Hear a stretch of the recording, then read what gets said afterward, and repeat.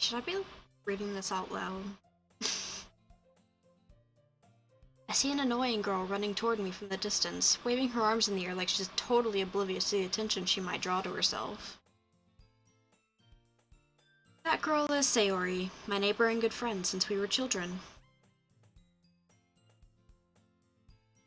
You know, the kind of friend that you'd never see yourself making today, but it just kind of works out because you've known each other for so long. We used to walk to school together on days like this, but starting around high school, she would oversleep more and more frequently, and I would get tired of waiting up. But if she's gonna chase after me like this, I almost feel better off running away. However, I just sigh and idle in front of the crosswalk and let Sayori catch up to me.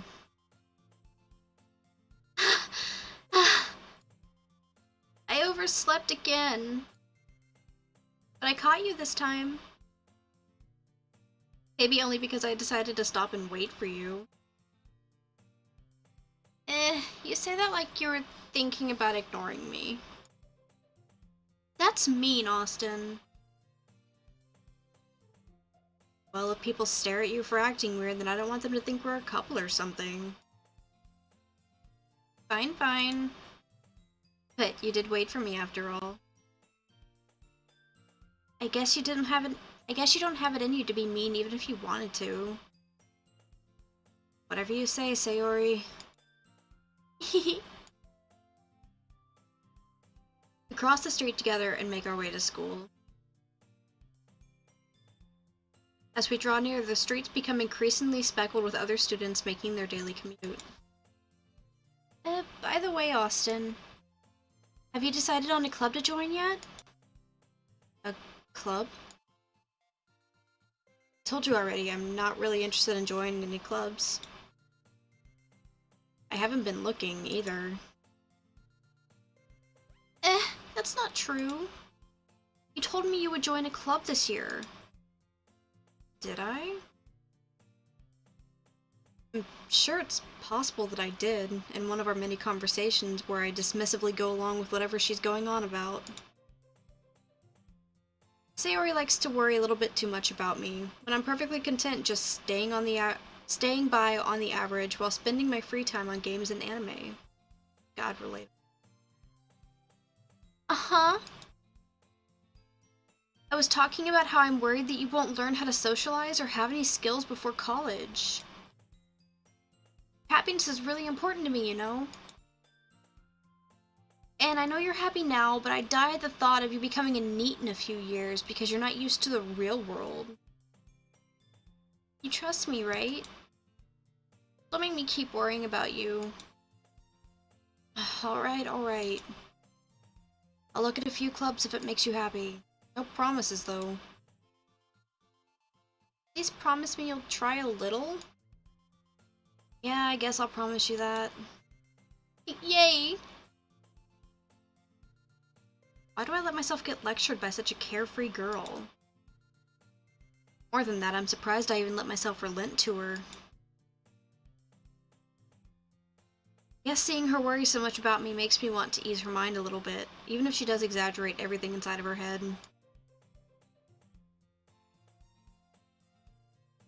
The school day is as ordinary as ever, and it's over before I know it. After I pack my things, I stare blankly at the wall, looking for an ounce of motivation. Clubs. Sayori wants me to check out some clubs. I guess I have no choice but to start with the anime club. Hello? Sayori? Sayori must have come inside the classroom while I was spacing out. I look around and realize that I'm the only one left in the classroom. I thought I'd catch you coming out of the classroom, but I saw you just sitting here spacing out, so I came in. Honestly, you're even worse than me sometimes. I'm impressed. You don't need to wait up for me if it's gonna make you late to your own club.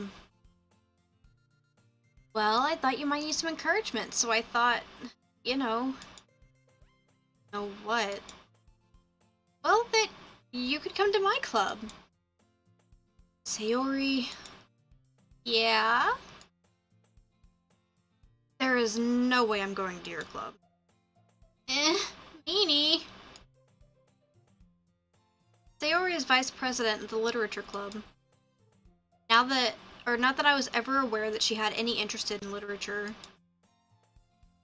In fact, I'm 99% sure she did it because she thought it would be fun to help start a new club. Since she was the first one to show interest after the one who proposed the club, she inherited the title vice president. That said, my interest in literature is guaranteed to be even less. Yeah, I'm going to the anime club. Come on, please? Why do you care so much anyway? Well, I kinda told the club yesterday that I would bring in a new member, and Natsuki made cupcakes and everything. Don't make promises you can't keep. Can't tell if Sayori is really that much of an airhead or if she's so cunning to I can't tell if Sayori is really that much of an airhead or if she's so cunning as to have planned out all of this. I let out a long sigh. Fine, I'll stop by for a cupcake, okay? Yay, let's go! I'm reading some of this all wrong. And thus, today marks the day that I sold my soul for a cupcake. I dejectedly follow Sayori across the school and upstairs, a section of the school I rarely visit, being generally used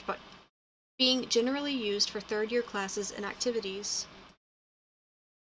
Sayori, full of energy, swings open the classroom door.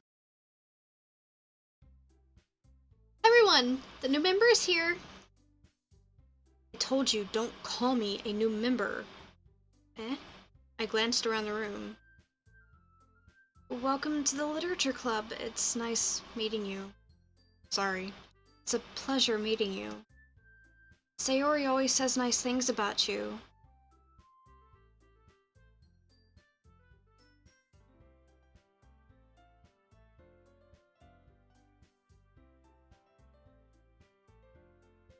Oh my god, I'm being flooded with them.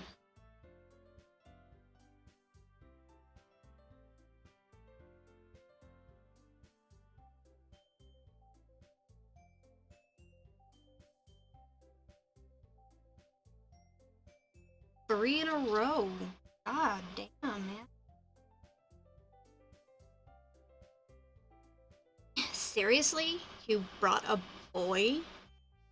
Way to kill the atmosphere. Ah! Austin, what a nice surprise. Welcome to the club. All words escape me in this situation. This club is full of incredibly cute girls. What are you looking at? If you want to say something, say it. Sorry. Natsuki? The girl with the sour attitude, whose name is apparently Natsuki, is one that I don't recognize. Her small figure makes me think that she's probably a first year. She's also the one who made the cupcakes, according to Sayori. You can just ignore her when she gets moody. Sayori says that quietly in my ear, then turns back to the other girls. Anyway, this is Natsuki, always full of energy. This is Yuri, the smartest in the club. Don't say things like that. Yuri, who appears comparably more mature and timid, seems to have a hard time keeping up with people like Sayori and Natsuki. Well, it's nice to meet you both. Oh, I totally read that in Yuri's voice. It sounds like you already know Monica. Is that right? Oh, I read that really wrong. And it sounds like you already know Monica. Is that right? That's right. It's great to see you again, Austin. Monica smiles at you sweetly. We do know each other. Well, we rarely talked, but we were in the same class last year. Monica was probably the most popular girl in the class. Smart, beautiful, athletic. Basically completely out of my league. So having her smile at me so genuinely feels a little... You too, Monica. Come sit down, Austin. We made room for you at the table, so you can sit next to me or Monica. I'll get the cupcakes. Hey, I made them. I'll get them. Sorry, I got a little too excited. Then how about I make some tea as well? The girls have a few desks arranged to form a table. As Sayori mentioned, it's been widened so that there's one space next to Monica and one space next to Sayori. Natsuki and Yuri walk over to the corner of the room, where Natsuki gets wrapped up, grabs a wrap tray and Yuri opens the closet. Still feeling awkward, I sit next to Sayori. Natsuki proudly marches back to the table, tray in hand. Okay, are you ready? Ta-da! Wow! Did I really just do that? Natsuki lifts the foil off the tray to reveal a dozen white, fluffy cupcakes decorated to look like little cats. The whiskers are drawn with icing, and the little pieces of chocolate were used to make ears. So cute! I had no idea that you were so good at baking, Natsuki! Well, you know. Just hurry and take one. Sayori grabs one first, then Monica. I follow. It's delicious! Sayori talks with her mouth full and has already managed to get icing on her face. I turn the cupcake around in my fingers, looking for the best angle to take a bite. Natsuki is quiet. I can't help but notice her sneaking glances in my direction. Is she waiting for me to take a bite? I finally bite down. The icing is sweet and full of flavor. I wonder if she made it herself. This is really good. Thank you, Natsuki. Oh, why are you thanking me? It's not like Haven't I heard this somewhere before? Made them for you or anything? Eh? I thought you technically did. Sayori said... Well, maybe. But not for you know, you, dummy. Alright. I give up on Natsuki's weird logic and dismiss the conversation. Yuri returns to the table, carrying a tea set. She carefully places a teacup in front of each of us before setting down the teapot next to the cupcake tray.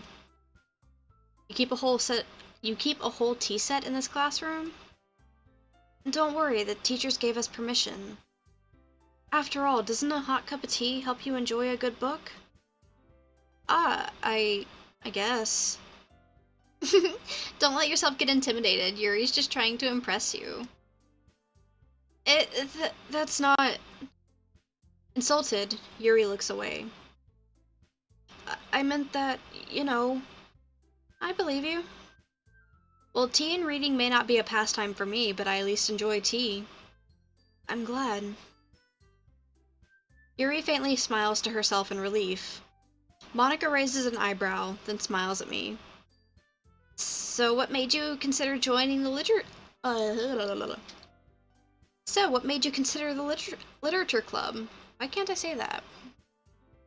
I was afraid of this question. Something tells me I shouldn't tell Monica that I was practically dragged here by Sayori. Well, I haven't joined any clubs yet, and Sayori seemed really happy here, so... That's okay, don't be embarrassed. We'll make sure you feel right at home, okay? As president of the literature club, it is my duty to make the club fun and exciting for everyone. Monica, I'm surprised. How come you decided to start your own club? You could probably be a board member of any of the major clubs. Were you the leader of the debate club last year? Well, you know. To be honest, I can't stand all the politics around the major clubs.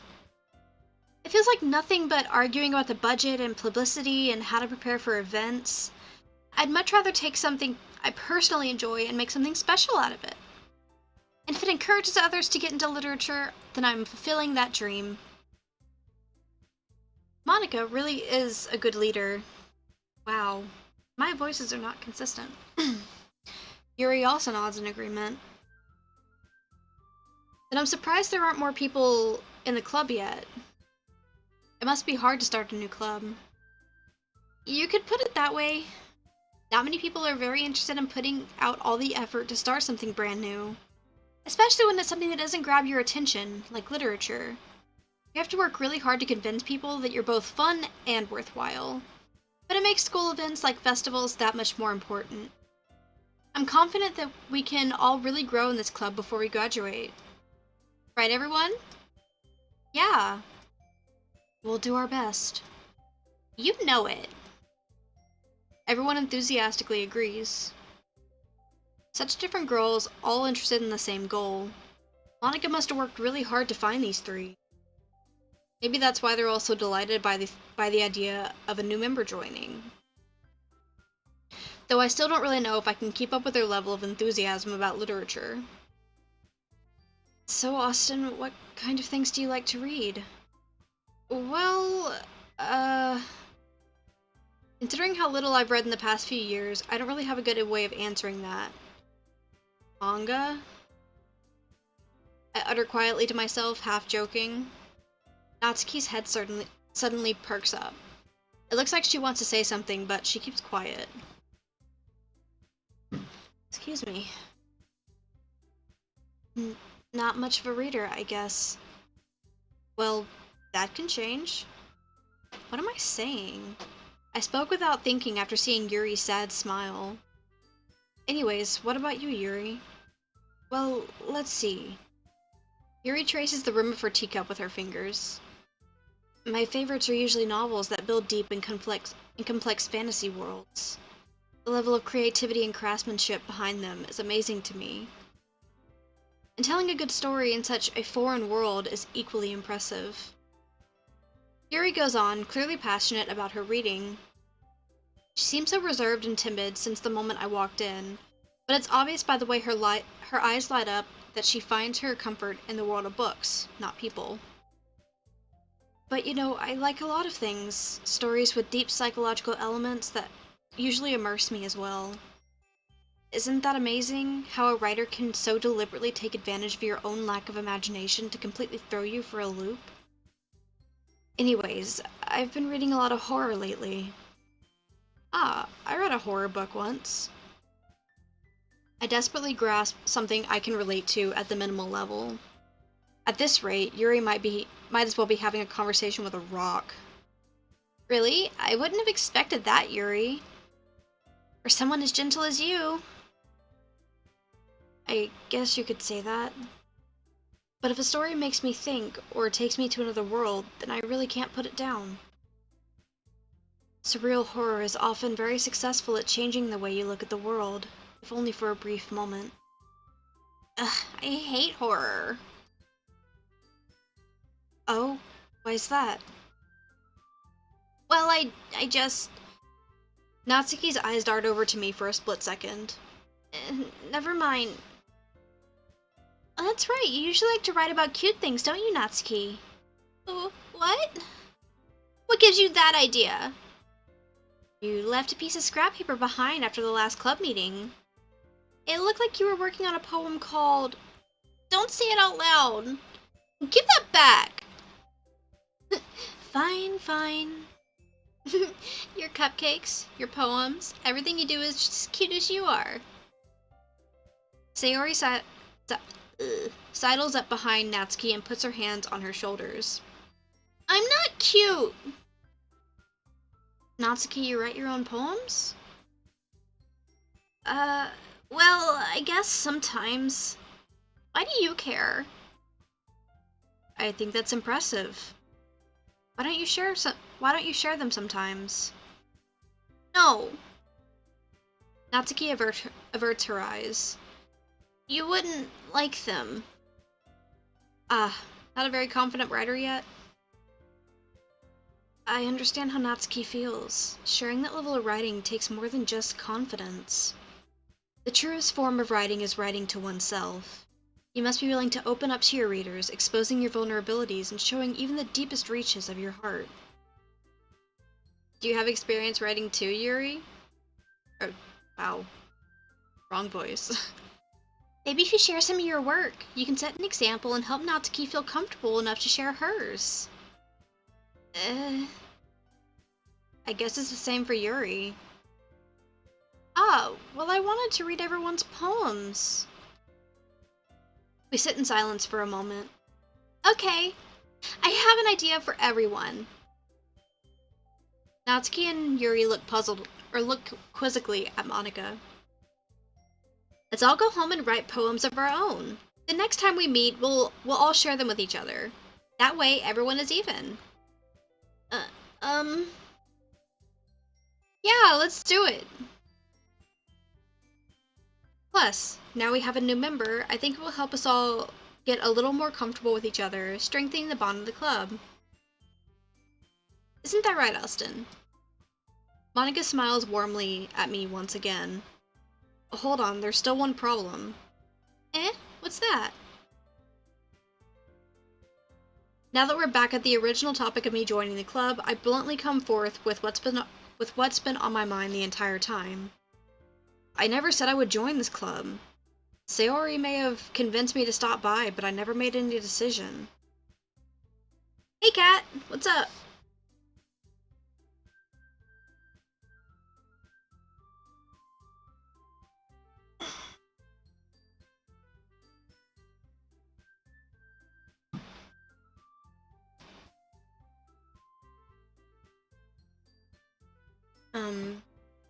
I still have other clubs to look at, and, I lost my train of thought. God, I feel that so hard, Kat.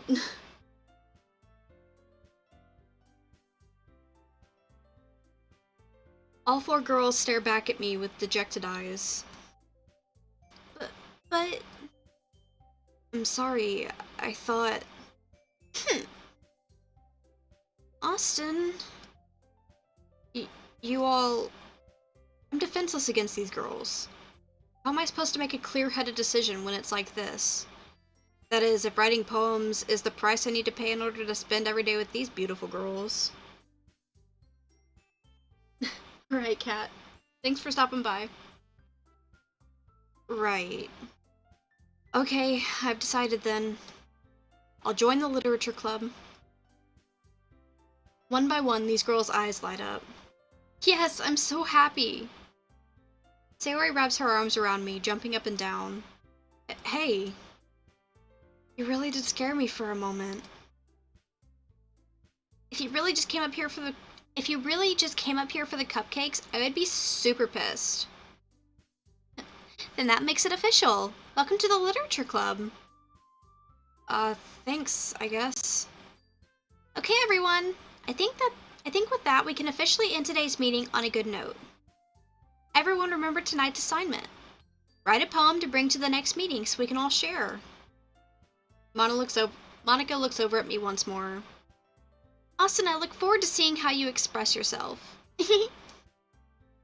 Yeah. Can I really impress the class star Monika with my mediocre writing skills? I already feel the anxiety welling up inside me.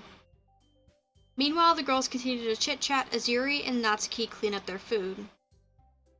Hey Austin, since we're already here, do you want to walk home together? That's right, Sayori and I never walk home together anymore because she always stayed after school for clubs. Sure, might as well. Yay! With that, the two of us depart the classroom and make our way home. The whole way, my mind wanders back and forth between the four girls. Sayori, Natsuki, Yuri, and of course, Monika. Will I really be happy spending every day after school in the literature club? Perhaps I'll have the chance to grow closer to one of these girls. Alright. I'll just need to make the most of my circumstances, and I'm sure good fortune will find me. And I guess that starts with writing a poem tonight. Okay. I think I'm gonna go with Yuri.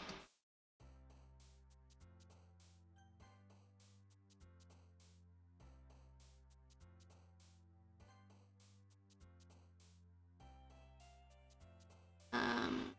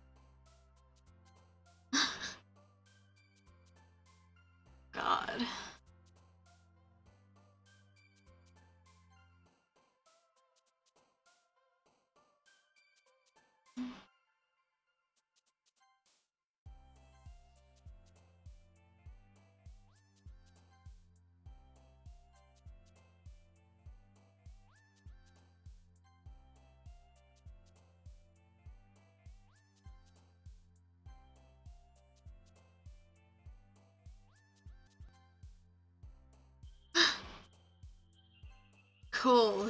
Most of them were Yuri. Hi again, Austin. Glad to see you didn't run away on us. Nah, don't worry. This might be a little strange for me, but I at least keep my word. Well, I'm back at the literature club. I was the last to come, so everyone else is already hanging out. Thanks for keeping your promise, Austin.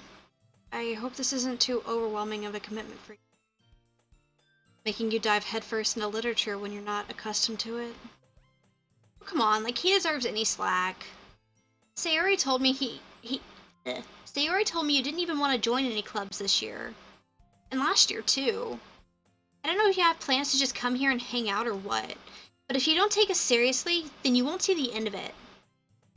Natsuki, you sure have a big mouth for someone who keeps her manga collection in the club room. Natsuki seems to find herself stuck between Monica and manga. Manga is literature! Swiftly defeated, Monica plops back into her seat. Don't worry, guys. Austin always gives it his best as long as he's having fun. He helps me with busy work, even without me asking. Like cooking, cleaning my room. Not dependable. Sayori, that's because your room is so messy, it's distracting.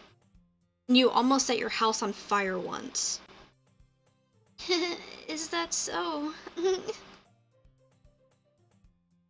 You two make really good friends. Or you two are really good friends, aren't you? I might be a little jealous. How come? You and Austin can become good friends too. Sayori? As usual, Sayori seems oblivious to the weird situation she's just put me into. Oh, Yuri even brought you something today, you know? Oh, wait, Sayori. Eh? Me? Not really. Don't be shy. It's really nothing. What is it? Never mind. Sayori made it sound like a big deal when it's really not. What do I do? Eh? I'm sorry, Yuri, I wasn't thinking. I guess that means it's up to me to rescue the situation. Hey, don't worry about it. First of all, I wasn't expecting anything in the first place, so a nice gesture from you is a pleasant surprise. It'll make me happy no matter what. Is that so? Yeah, I won't make a big deal of it if you don't want it to be. Alright. Well, here. Sayori reaches into her bag and pulls out a book. I didn't want you to feel left out, so I picked up a book that I thought you might enjoy. It's a short read, so it should keep your attention even if you don't usually read. And we could, you know, discuss it if you wanted to. This is... How was this girl accidentally being so cute? She even picked out a book that she thinks I'll like, despite me not reading much. Yuri, thank you. I'll definitely read this. I enthusiastically take the book. Phew. Well, you can read it at your own pace. I look forward to hearing what you think. Now that everyone's settled in, I expected Monica to kick off some scheduled activities for the club, but that doesn't seem to be the case. Sayori and Monica are having a cheery conversation in the corner. Yuri's face is already buried in a book, and I can't help but notice her intense expression like she was waiting for this chance. Meanwhile, Natsuki is rummaging around in the closet. I'm really curious to talk to Yuri a bit more, but at the same time, I would feel bad for distracting her from reading. I catch a glimpse of the cover of her book. It looks like the same book that she lent me. More than that, she seems to be on the first few pages. Crap. I think she noticed me looking at her. She sneaks another glance at me and our eyes meet for a split second. But that only makes her hide her face deeper in her book. Sorry, I was just spacing out. I mutter this, sensing that I made her uncomfortable. Oh, it's fine. If I was focused, then I probably wouldn't have noticed in the first place. But I'm just rereading a bit of this, so... That's the book that you gave me, right? Mm-hmm. I wanted to reread some of it. Not for any particular reason, just curious. How come you have 2 copies of the same book? Uh... Well, when I stopped at the bookstore yesterday... that's not what I meant. I mean... I just happened to buy 2 of them. Ah, I see. There's something fairly obvious here that Yuri isn't telling me, but I decided to let it go. I'll definitely start reading it soon. I'm glad to hear. Once it starts to pick up, you might have a hard time putting it down. It's a very engaging and relatable story. Is that so? What's it about, anyway? Hey, how are you?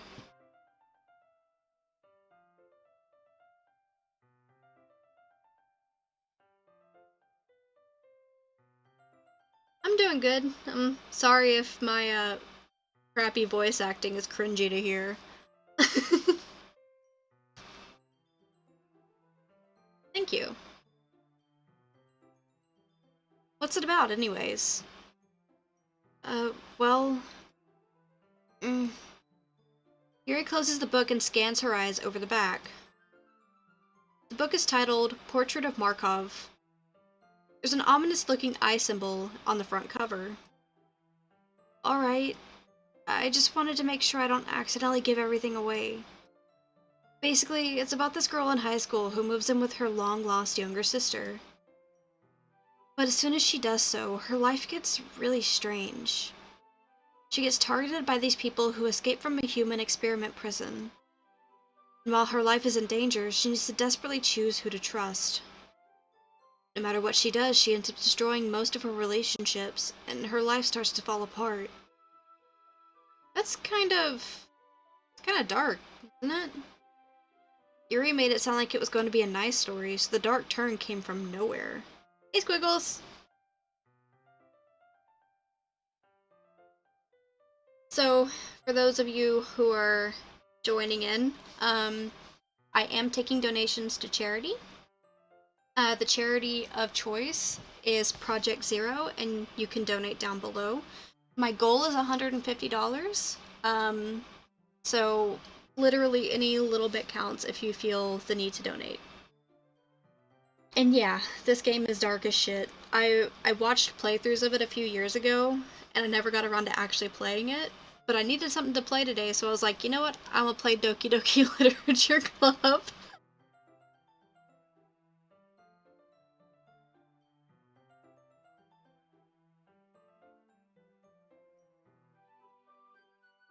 Haha. Yuri gently giggles all of a sudden. Are you not a fan of that sort of thing, Austin? No, it's not that. I mean, I can definitely enjoy those kind of stories, so don't worry. I hope so. Yeah, I totally forgot that Yuri is into those things. Yep.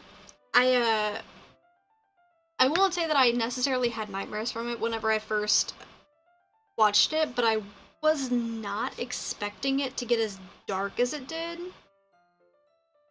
I was like, okay, so when I was first watching through it, I saw the little warning at the beginning, and I'm like, it can't really be that bad. And then you get to, the part with Sayori, and, yeah.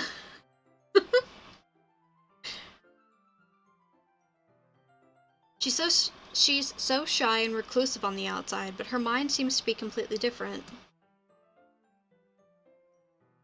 It's just one of those kind of stories.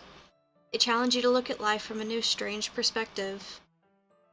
When horrible things happen, not just because someone wants to be evil, but because they have their own goals or their own philosophy that they believe in. Then suddenly, when you thought you related to the protagonist, they're made out to be the naive one for letting their one-sided morals interfere with the villain's plans. I, I'm rambling, aren't I? Not again. I'm sorry. Hey, don't apologize. I haven't lost interest or anything. Wow, both things. Oh, both donation things popped up. I was like, wait, did I put 2 in? Sorry about that. Yeah, I haven't lost interest or anything. Welcome back, Kat. Well, I guess it's alright then, but I feel like I should let you know I have this problem. When I let things like books or writing fill my thoughts, I kind of forget to pay attention to other people. So, I'm sorry if I end up saying something strange. And please, stop me if I'm talking too much. I really don't think you need to worry. That just means you're passionate about reading. The least I can do is listen. It's a literature club after all. Uh, that's... Well, that's true. In fact, I might as well get started reading, right? You don't have to... What are you saying? Just a moment ago, you said you were looking forward to it. Let me just get the book. I quickly retrieved the book that I had put into my bag. Alright, it's fine if I sit here, right? I slip into the seat next to Yuri's. Well... Are you sure? You seem a little apprehensive. I'm sorry. It's not that I don't want you to, it's just something I'm not very used to. That is, reading in company with someone. I see. Well, just tell me if I end up distracting you or something. Alright. I open the book and start the prologue. I soon understand what Yuri means about reading in company. It's as if I can feel her presence over my shoulder as I read. It's not a particularly bad thing. Maybe a little distracting, but feeling is somewhat comforting. Yuri is in the corner of my eye. I realize that she's not actually looking at her own book. I glance over. It looks like she's reading from my book instead. Sorry. I was just... Yuri, you really apologize a lot, don't you? I do? I don't really mean to. Sorry. I mean... Here, this should work, right? I slide my desk up against Yuri's, then hold my book more between the two of them. I suppose so. Yuri timidly closes her own copy. Once once we lean in, Once we each lean in a bit, our shoulders are almost touching. Feels like my left arm is in the way, so instead I use my right hand to hold open the book. I guess this makes it kind of difficult to turn the page. Here. Yuri takes her left arm and holds the left side of the book between her thumb and forefinger. Ah. I do the same with my right arm, on the right side of the book. That way, I turn a page and Yuri slides it under her thumb after it flips to her side. But in holding it like this, we're huddled even closer together than before. It's actually kind of distracting me. It's as if I can feel the warmth of Yuri's face, and she's in the corner of my vision. Are you ready? Eh? To turn the page. Ah, sorry. I think I got a bit distracted for a second. I glance over at Yuri's face again, and our eyes meet. I don't know how I'll be able to keep up with her. That's okay. You're not as used to reading, right? I don't mind being patient if it takes you a bit longer. It's probably the least I can do, since you've been so patient with me. Yeah. Thanks. We continue reading. Yuri no longer asks me if I'm ready to turn the page. Instead, I just assume that she finishes the page before me, so I turn it by my own volition. We continue the first chapter in silence. Even so, reading each page almost feels like an intimate exchange. My thumb gently letting go of the page, letting it flutter over to her side as she catches it under her own thumb. Hey, Yuri? This might be a silly thought, but the main character kind of reminds me of you a little bit. You think so? How does she? Well, I guess she's more blunt in a lot of ways. But she also second guesses a lot of things that she says and does. Like she's afraid she'll do something wrong. It's not like I can see into your head or anything, but they're kind of reminiscent of some of your mannerisms. I see. Yuri remained silent for a moment. But, Austin, that's probably a terrible thing to have in common with her. It's so embarrassing that you think that. Wait, I didn't mean it in a bad way or anything. Sorry, I really didn't know that you were self-conscious about that sort of thing. I guess I more meant that it's kind of cute. Ugh, what are you saying all of a sudden? Okay, everyone! I think it's about time that we share today's poems with each other. We might not have enough time if we wait too long.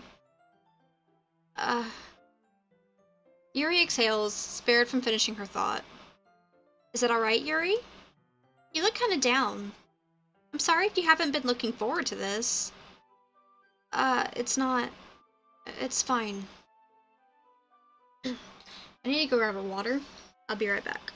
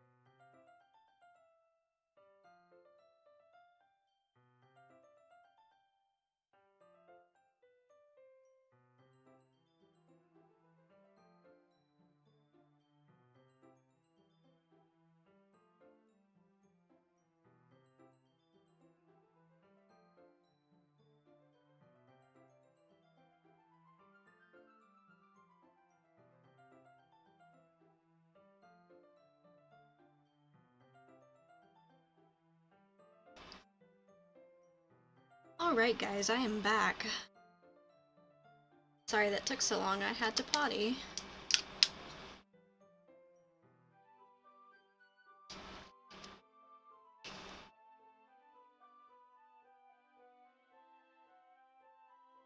Alrighty, continue, shall we? Yuri releases her hand from the book, closing it on top of my thumb. Alright. I guess I'll do some more reading tonight. Or would you prefer that I only read it with you? I guess I don't really have too much of a preference either way. In that case, I'll read a little more tonight. It'll be more fun to read with you after it picks up a bit, you know? That's good reasoning. In that case, feel free to finish the first 2 chapters in your own time. Alright.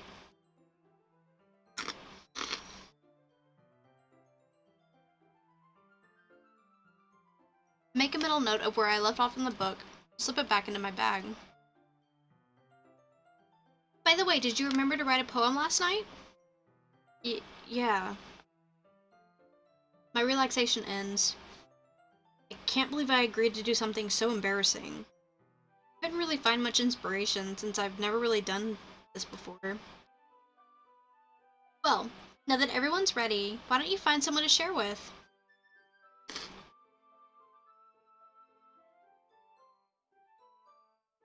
I can't wait! Sayori and Monica enthusiastically pull out their poems. Sayori's is on a wrinkled sheet of loose-leaf paper from a spiral notebook.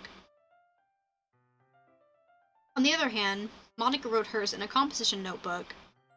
I can already see Monica's pristine handwriting from where I sit. Natsuki and Yuri reluctantly comply as well, reaching into their bags. I do the same myself. I want to show it to Monica first. Ah, no, wait. I wanted to show it to Yuri. I don't know why I went with Monica.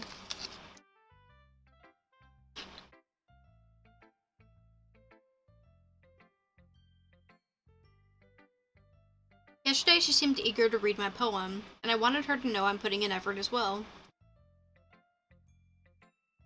Hi, Austin. Having a good time so far? Yeah. Good, glad to hear it. By the way, since you're new and everything, if you ever have any suggestions for the club, like new activities or things that we can do better, I'm always listening. Don't be afraid to bring it up, okay? Alright, I'll keep that in mind. Of course, I'll be afraid to bring things up. Much better off just going with the flow until I'm more settled in. Anyway, want to share your poem with me? It's kind of embarrassing, but I guess I'll have to. Don't worry, Austin. We're all a little embarrassed today, you know? But it's that sort of barrier that we'll all learn to get past soon. Yeah, that's true. I hand Monica my poem. Great job, Austin. I was going ooh in my head while reading it. It's really metaphorical. I'm not sure why, but I didn't expect you to go for something so deep. I guess I underestimated you. It's easiest for me to keep everyone's expectations low. It's easiest for me to keep everyone's expectations low. That way, it always counts when I put in some effort. That's not very fair. Well, I guess it worked anyway. You know that Yuri likes this kind of writing, right? Writing that's full of imagery and symbolism. Unlike Sayori, who likes keeping things simple or who likes using simple and direct words to describe happiness and sadness. Yuri likes it when the readers are left to derive their own meanings out of it. It's a very challenging way to write like that, or it's very challenging to write like that effectively. Both allowing people to get something out of it just by the feel, or letting them deeply analyze all of the nuances. It can take years of practice, which I'm assuming Yuri has at this point. I never really asked, though. I'm nowhere near her level yet. But don't worry so much about that. You do your own thing. Just keep, just keep exploring and learn by trying new things. Sure, I'll end up trying different things a lot. It could take a while before I feel comfortable doing this. That's okay. I'd love to see you try new things. It's the best way to find the kind of style that suits you. Everyone else might be a little biased toward their own kind of styles, but I'll always help you find what suits you most. So don't force yourself to write the way everyone else wants you to write. It's not like you have to worry about impressing them or anything. Hey Katsu, how are you?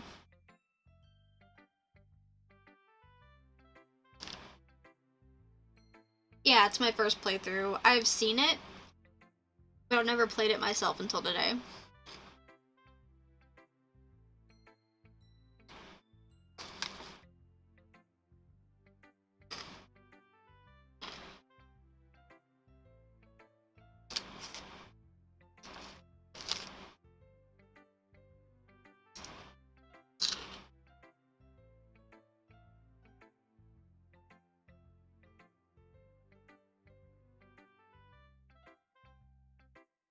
Anyway, do you want to read my poem now?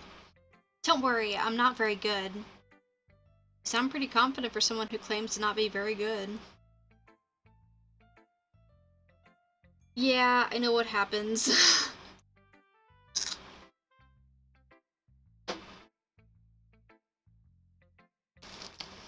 I feel so bad because it doesn't even really matter what girl I choose.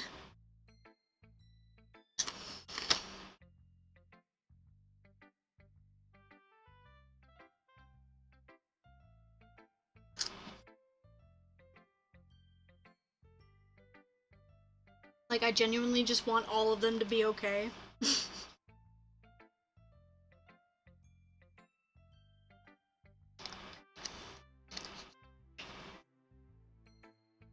Well, that's because I have to sound confident.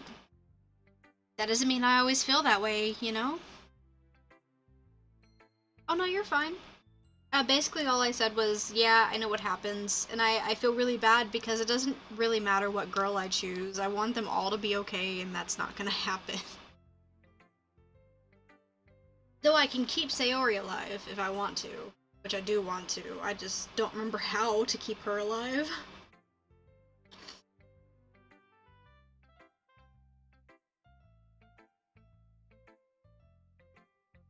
I see.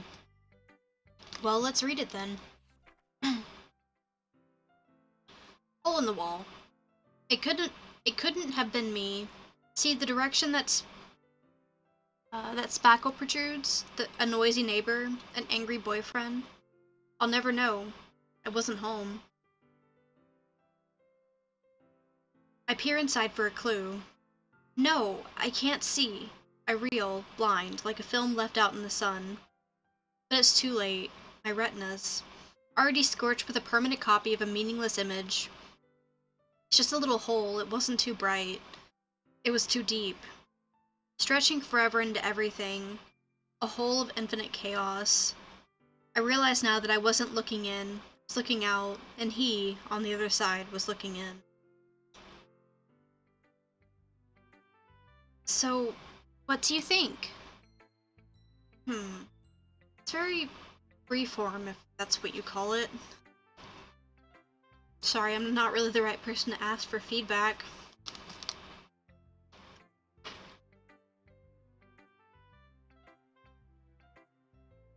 Aw.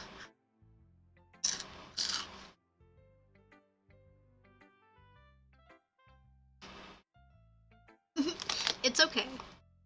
Yeah, that kind of style has gotten pretty popular nowadays. That is, a lot of poems have been putting emphasis on the timing between words and lines. When performed out loud, it can be really powerful. What was the what was the inspiration behind this one? Ah. Well, I'm not sure if I know how to put it. I guess you could say that I had some kind of epiphany recently. It's been influencing my poems a bit. An epiphany? Yeah, something like that. Kinda nervous to talk about the deep stuff like that because it's kinda coming on strongly. Even after everyone is better friends with each other. How come the Streamlabs stuff that's coming up isn't the thing that I'm actually doing this month, or this 2 weeks? I'm taking donations to Project Zero, which is an ocean conservation organization that pledges... Thank you for the follow, Katsu! Oh, there we go. There's the Streamlabs. So I don't have to sit and explain it. This is what I am taking donations for. I'm doing it in celebration of Yule.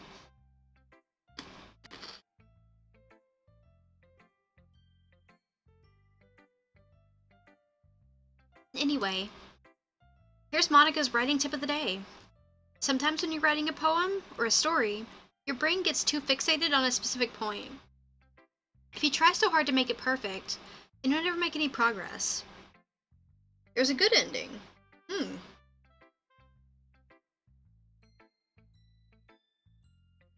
Like one where everyone's okay, or...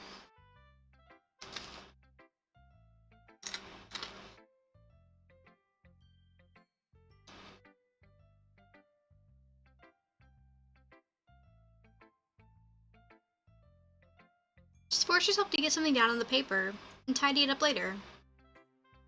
Another way to think about it is this. If you keep your pen in the same spot for too long, you'll just get a dark puddle of ink. If you move your hand and go with the flow, that's my advice for today. I think I fucked up the last line. Thanks for listening. Alright, now Yuri.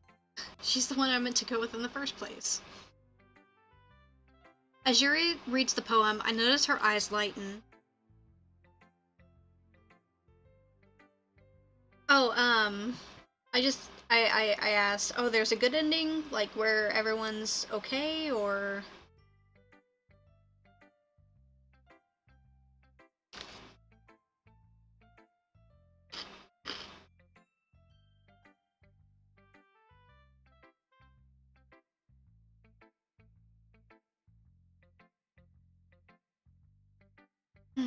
Exceptional. Eh? What was that? Did I say that out loud?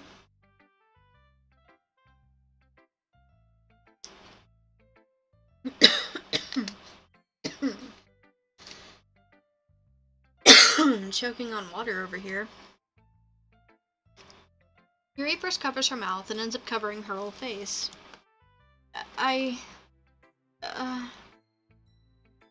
He's going to hate me. You really didn't do anything wrong, Yuri. I guess you're right. What am I getting so nervous for? Yuri takes a deep breath. So, what kind of writing experience do you have? Your use of imagery and metaphors indicate you've written a lot of poetry before. Really? Wow, that's a huge compliment coming. Dope. I'll have to look at that. If I click on it now, it takes me away from the chat, and then I'll miss if anybody says anything. So I'll have to click on that in a little bit.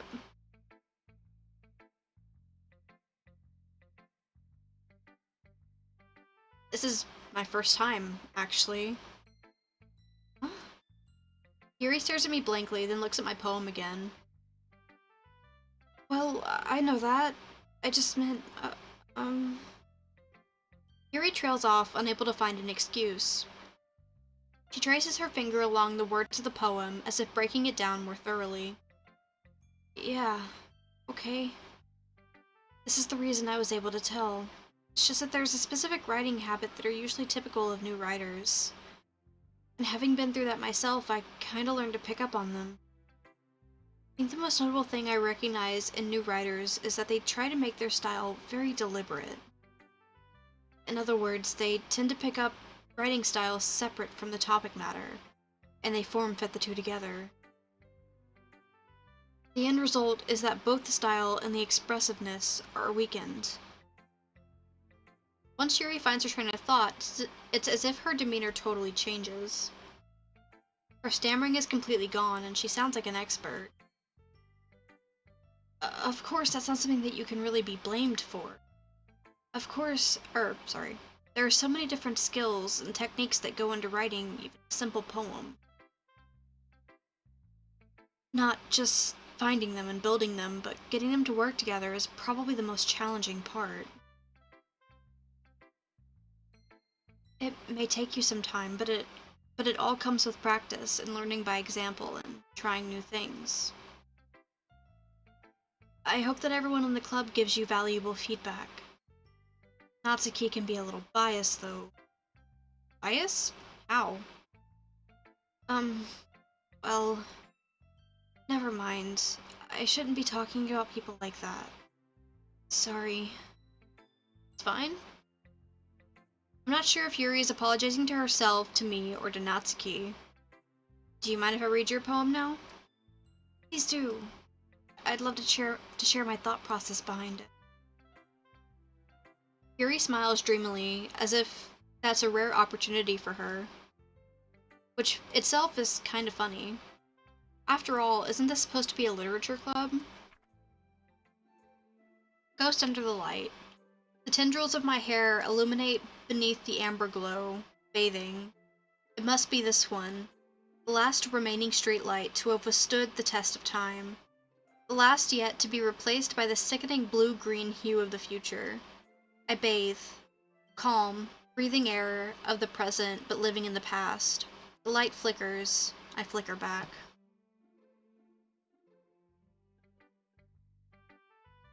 I'm sorry, I must have such terrible writing. What? I wasn't thinking that at all. But it took you a long time to read. No, it didn't. It took me 2 seconds. Well, I just don't read script very often. I actually think your handwriting is pretty. That's a relief. Also, I liked the poem. Even though it's short, it's really descriptive. It wasn't too short. I usually write longer poems. Not at all. I'm really glad that you like it. I'll be honest. Since it's our first time sharing, I wanted to write something a little more mild. Something easy to digest, I suppose. Are you into ghosts, Yuri? Actually, the story isn't about a ghost at all, Austin. Really? I must have totally missed the point. Well, I suppose you did only glance over it after all. But remember that poets often express their own thoughts, feelings, and experiences in their work.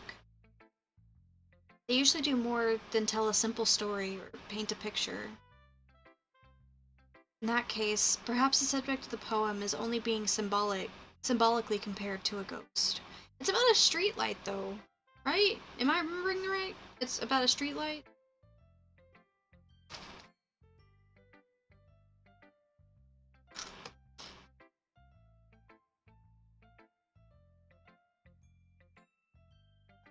Lingering in her last remaining place of comfort, unable to let go of the past,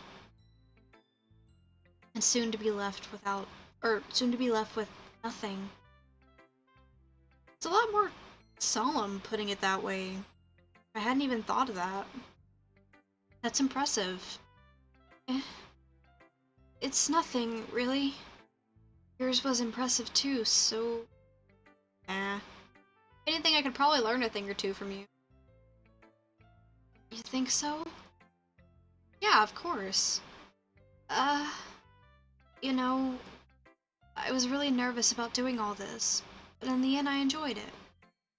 I'm gonna keep doing my best for you, Austin. Ah, me too. Alright, I don't know if I should show it to Sayori or Natsuki next.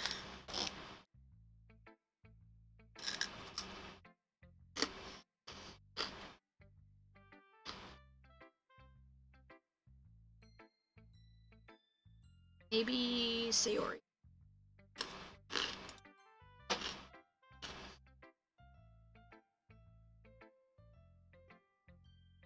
This is a good poem, Austin. Are you sure it's your first time? Of course.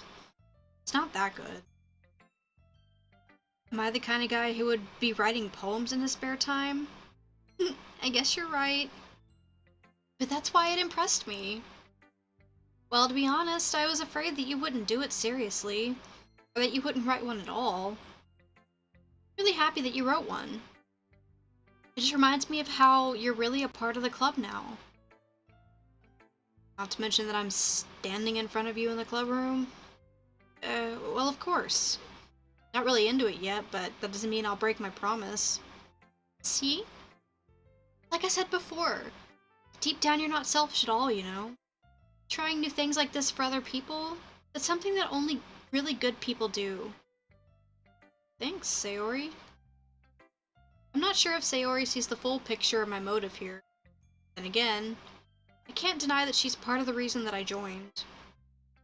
Knowing how much this means to her and all. Yeah, and I'm gonna make sure that you have lots of fun in here, okay? That'll be my way of thanking you. Alright, I'm gonna hold that to you then. Yay! Now you read my poem too, right? Don't worry, I'm really bad at this. I'll see about that. Dear Sunshine, the way you glow through my blinds in the morning, it makes me feel like you missed me. Kissing my forehead to help me out of bed, making me rub the sleepy from my eyes. Are you asking me to come out and play? Are you trusting me to wish away the rainy day? I look above, the sky is blue. It's a secret, but I trust you too. If it wasn't for you, I could sleep forever, but I'm not mad. I want breakfast. Sayori, this is just a guess, but did you wait until this morning to write this? No? Just a little bit? You can't answer just a little bit to a yes or no question. I forgot to do it last night. Well, at least that makes me feel a little bit better about myself. Don't be mean. I still tried my best. Yeah. I didn't mean to say that it was a bad poem.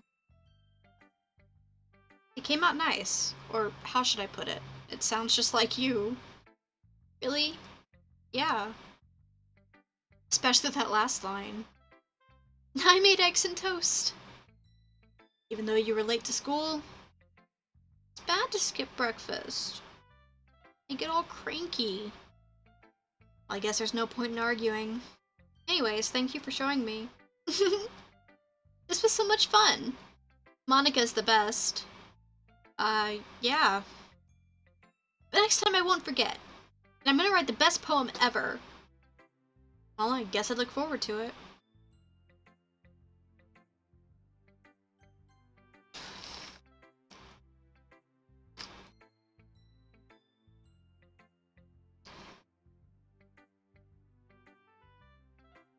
If you're not gonna take this club seriously, then go home.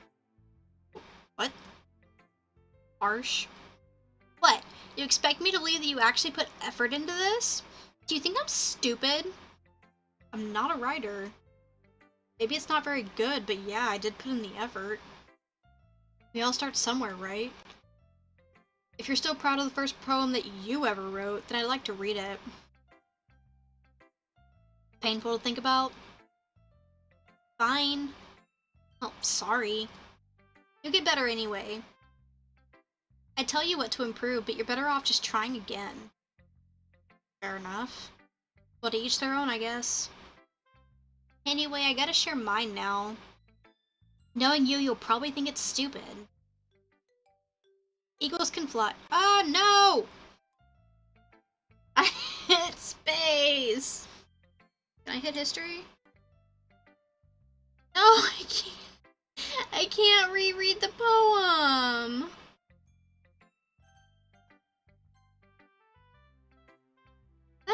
That makes me sad, but it was something about, like, animals doing stuff, right?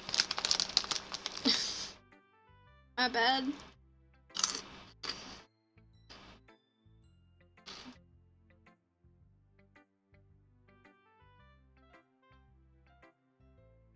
I told you that you weren't gonna like it. I like it. What? Just be honest. I am. Why are you so convinced that I wouldn't like it? Well, because everyone in high school thinks that writing has to be all sophisticated and stuff. So people don't even take my writing seriously. But isn't the point of poems for people to express themselves? Your writing style wouldn't make your message any less valid. Yes, exactly.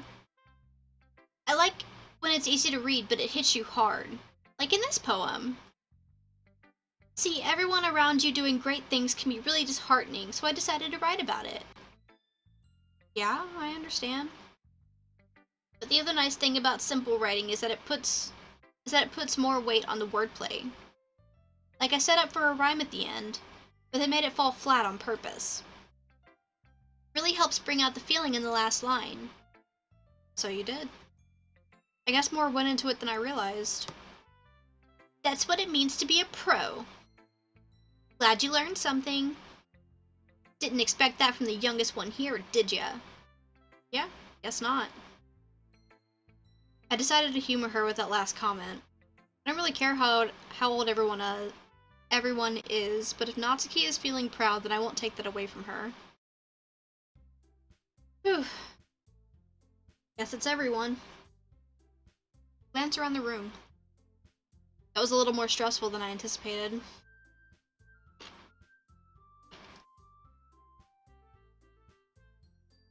It's as if everyone was judging me for my mediocre writing abilities. Even if they're just being nice, there's no way my poem can stand up to theirs. This is the literature club after all. I sigh. I guess it's what I end up getting myself into. Across the room, Sayori and Monika are happily chatting. My eyes land on Yuri and Natsuki. They gingerly exchange sheets of paper, sharing their respective poems. As they read in tandem, I watch each of their expressions change. Natsuki's eyebrows furrow in frustration. Meanwhile, Yuri smiles sadly. What's with this language? Eh? Did you say something? Oh, it's nothing. Natsuki dismissively returns the poem to the desk with one hand. I guess you could say it's fancy. Thanks. Yours is cute. Cute? Did you just completely miss the symbolism or something? It's clearly about the feeling of giving up. How can that be cute? I know that. I just meant the language, I guess. I was trying to say something nice. Eh? You mean you had to try hard to come up with something nice to say? Thanks, but it really didn't come out nice at all. I do have a couple of suggestions. If I was looking for suggestions, I would have asked someone who actually liked it. Which people did, by the way. Sayori liked it, and Austin did too. So based on that, I'll gladly give you suggestions of my own. First of all... Excuse me, I appreciate the offer, but I spent a long time establishing my writing style. I don't expect it to change anytime soon. Unless, of course, I come across something particularly inspiring. Which I haven't yet. And Austin liked my poem too, you know. He even told me he was impressed by it. Natsuki suddenly stands up. Oh, I didn't realize you were so invested in trying to impress our new member, Yuri. Eh? That's not what I... You were just... Yuri stands up as well. Maybe you're just jealous that Austin appreciates my advice more than he appreciated yours. Huh. And how do you know that he didn't appreciate my advice more?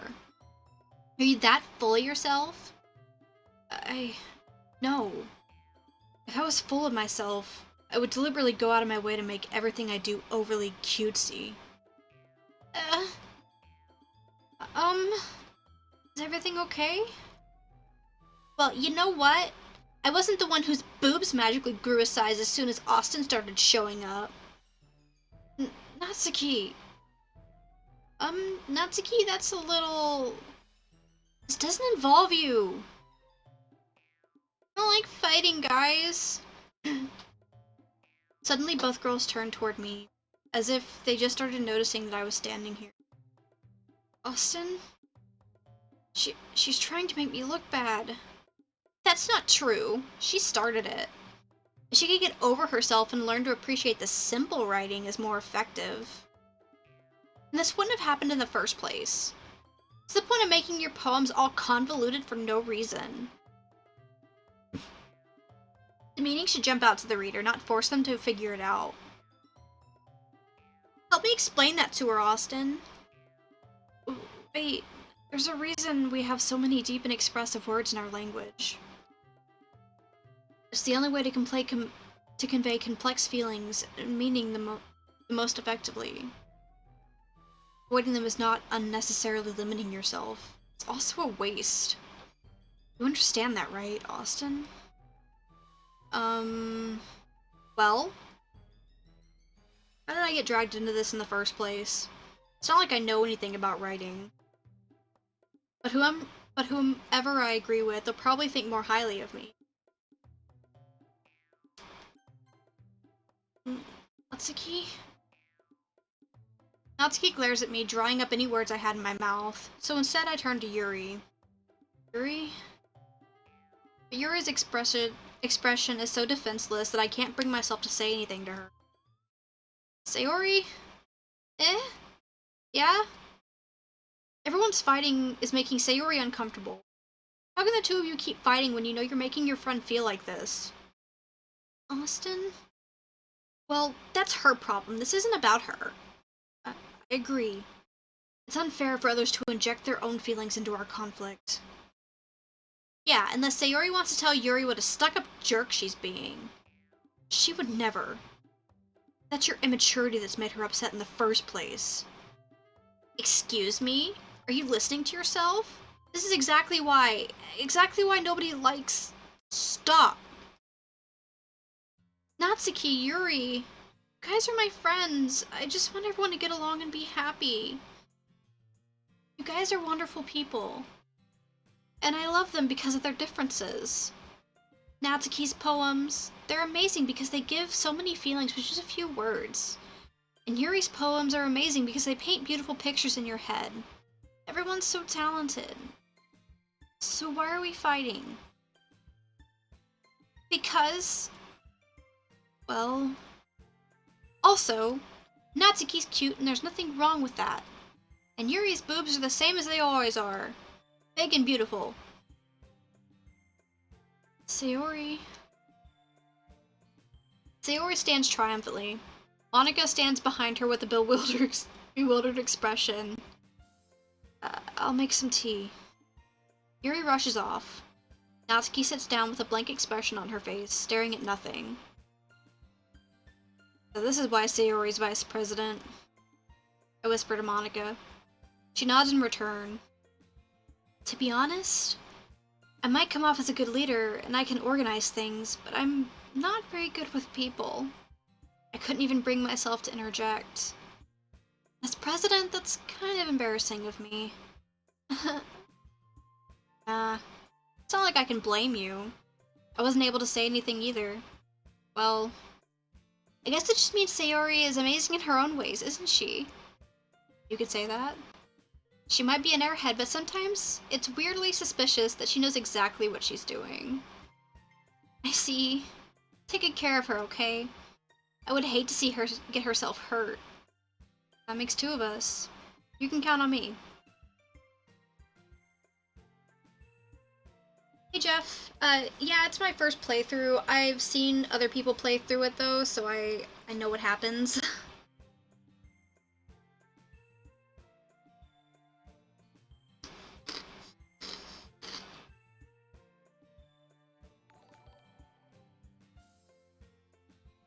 Thank you for the follow.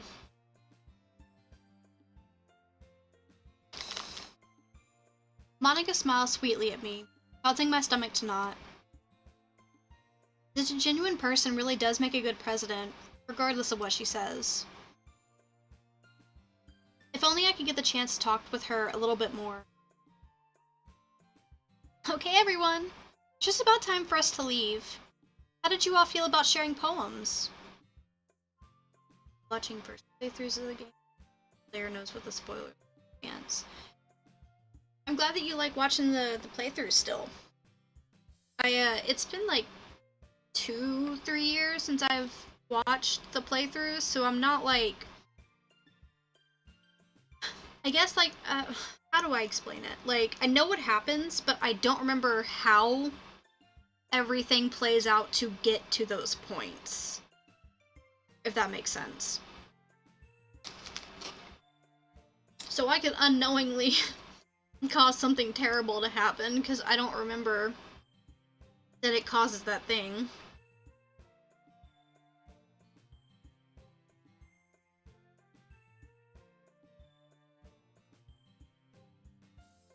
Exactly. So, anything could happen. How did you all feel about sharing poems? It was a lot of fun. Well, I'd say it was worth it. It was alright. Well, mostly. Austin, how about you? Yeah, I'd say the same. It was a neat thing to talk about with everyone. Awesome. In that case, we'll do the same thing tomorrow. And maybe you'd learn something from your friends, too. So your poems will turn out even better. I think to myself, I did learn a lot about the kind of poems everyone likes. With that luck, this means that I can do a better job impressing those who I want to impress. I nod to myself with newfound determination.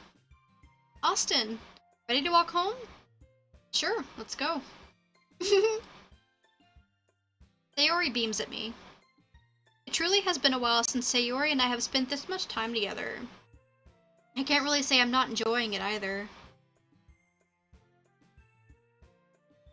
Sayori, about what happened earlier. Eh? What do you mean? You know, between Yuri and Natsuki. That kind of thing happen often?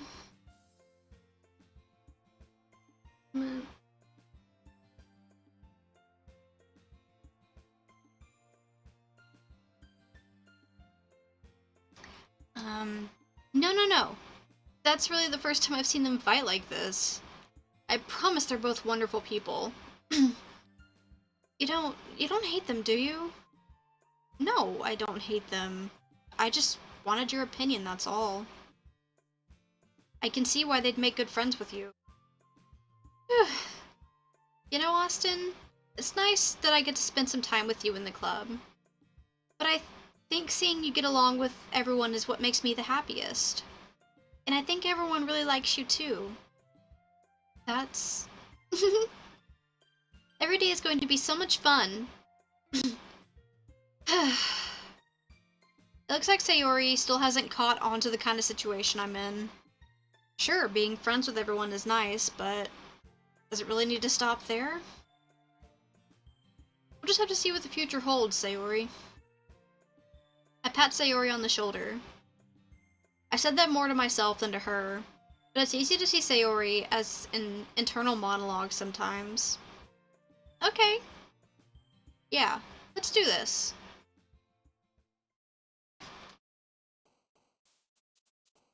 Hmm. I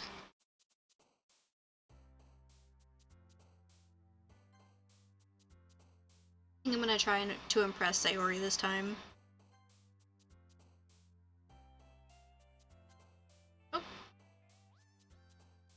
Oh, I don't want I don't want Natsuki.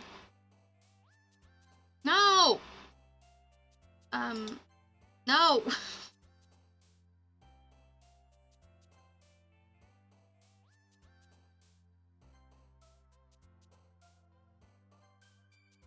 I'm just picking whatever at this point because I wanted to impress Natsuki. Not Natsuki, Sayori.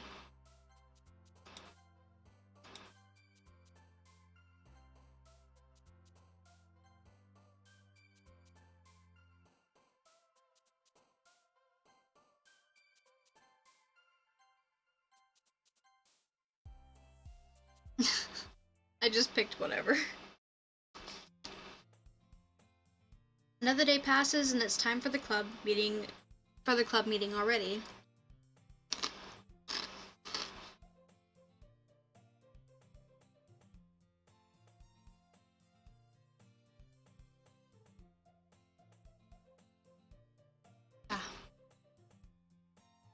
Just a moment.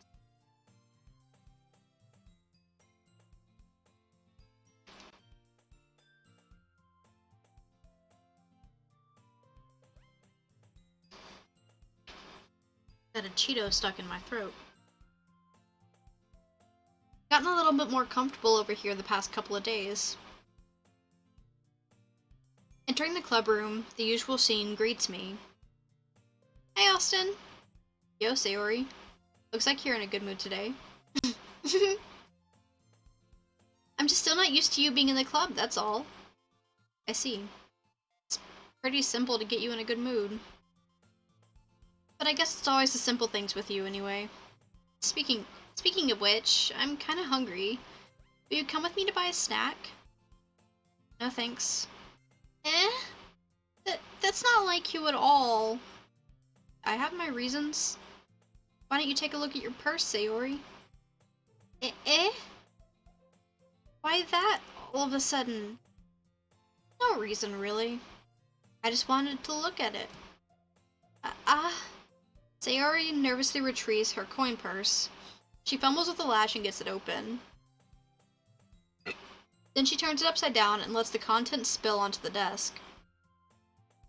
Only 2 small coins fall out. I knew it. I can see right through you, Sayori. That's not fair. To even know. It's simple. If you had enough money in the first place, you would have bought a snack before coming to the club room. So either you're not hungry and want an excuse to take a walk, or you plan to conveniently forget that you spent all your money so I would lend you some. There's one more thing. You're always hungry. So that leaves the one option. I give up. Don't you feel guilty? If you feel guilty, then you deserve to feel guilty.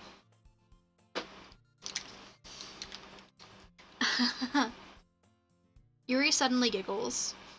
I didn't notice that she was listening in. Her face is in her book, as always. I wasn't listening or anything. It was just something in my book. Yuri! Tell Austin to let me borrow some money. Don't get me involved like that, Sayori. Besides, you should only buy what you can responsibly afford. And frankly, after pulling a mischievous little stunt like that, your suffering is fair enough retribution. Did I didn't mean that. I got too absorbed in my book. I really like when you speak your mind, Yuri. It doesn't happen much, but it's a fun side of you. There's no way you could think that. You were right, though. I did something bad, now I have to accept the revolution. Retribution. That. Still, coming from you, Sayori, I guess there's a little devil inside us all, isn't there? Don't let her fool you. Sayori knows exactly what she's doing. After all, she told you guys she's bringing me to the club before she even told me. But you wouldn't have come if it weren't for the cupcakes. So I had to trick Natsuki into making them. Come on, give me more credit than that, Sayori. Yeah. Out of nowhere, something smacks Sayori in the face and tumbles onto the desk. Oh, what was that? A cookie! Sure enough, it's a giant cookie wrapped in plastic. Sayori glances around. Is this a miracle? It's because I paid my restitution. Retribution. Actually, that would almost work. I was just gonna give it to you. Then I heard you blab about the cupcakes. It was totally worth seeing your reaction, though. That's cute. That's so nice of you. I'm so happy. Sayori hugs the cookie. Jeez, just eat it. Sayori rapidly tears the wrapper and takes a big bite. Oh, so good. Sayori suddenly clasps her hand over her mouth. I bit my tongue. You're gonna get through a lot You're going through a lot over just one cookie. Natsuki takes a bite of her own cookie. Aw, yours looks so good too, Natsuki.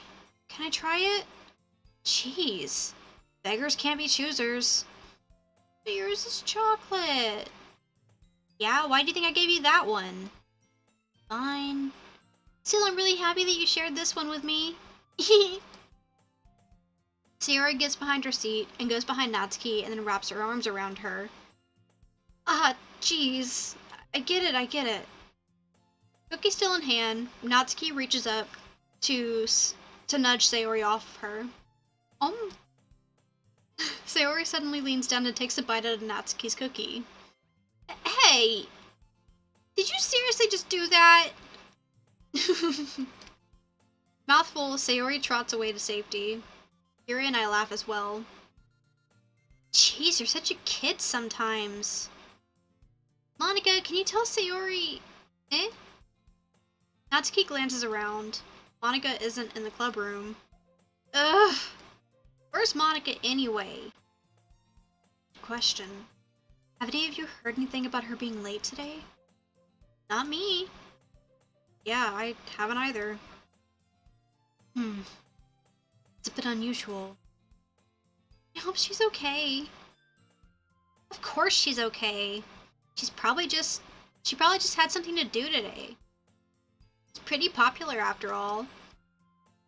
Eh? You don't think she has a...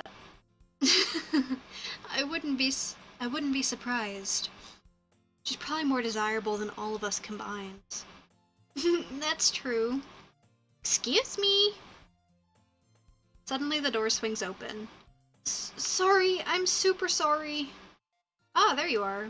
I didn't mean to be late. I hope you guys weren't worried or anything. Eh?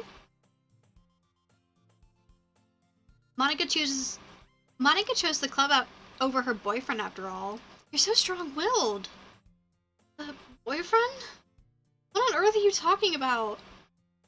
Monica quizzically glances at me. Never mind that. What held you up anyway? Well, my last period today was study hall. To be honest, I kinda just lost track of time. Makes no sense, though. You would have heard the bell ring at least. I must not have heard it since I was practicing piano.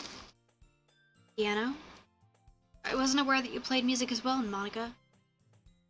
I don't really... I kinda just started recently. I've always wanted to learn piano. That's so cool. You should play something for us, Monica. That's... Monica looks at me. Maybe once I get a little better, I will. Yay! Sounds cool.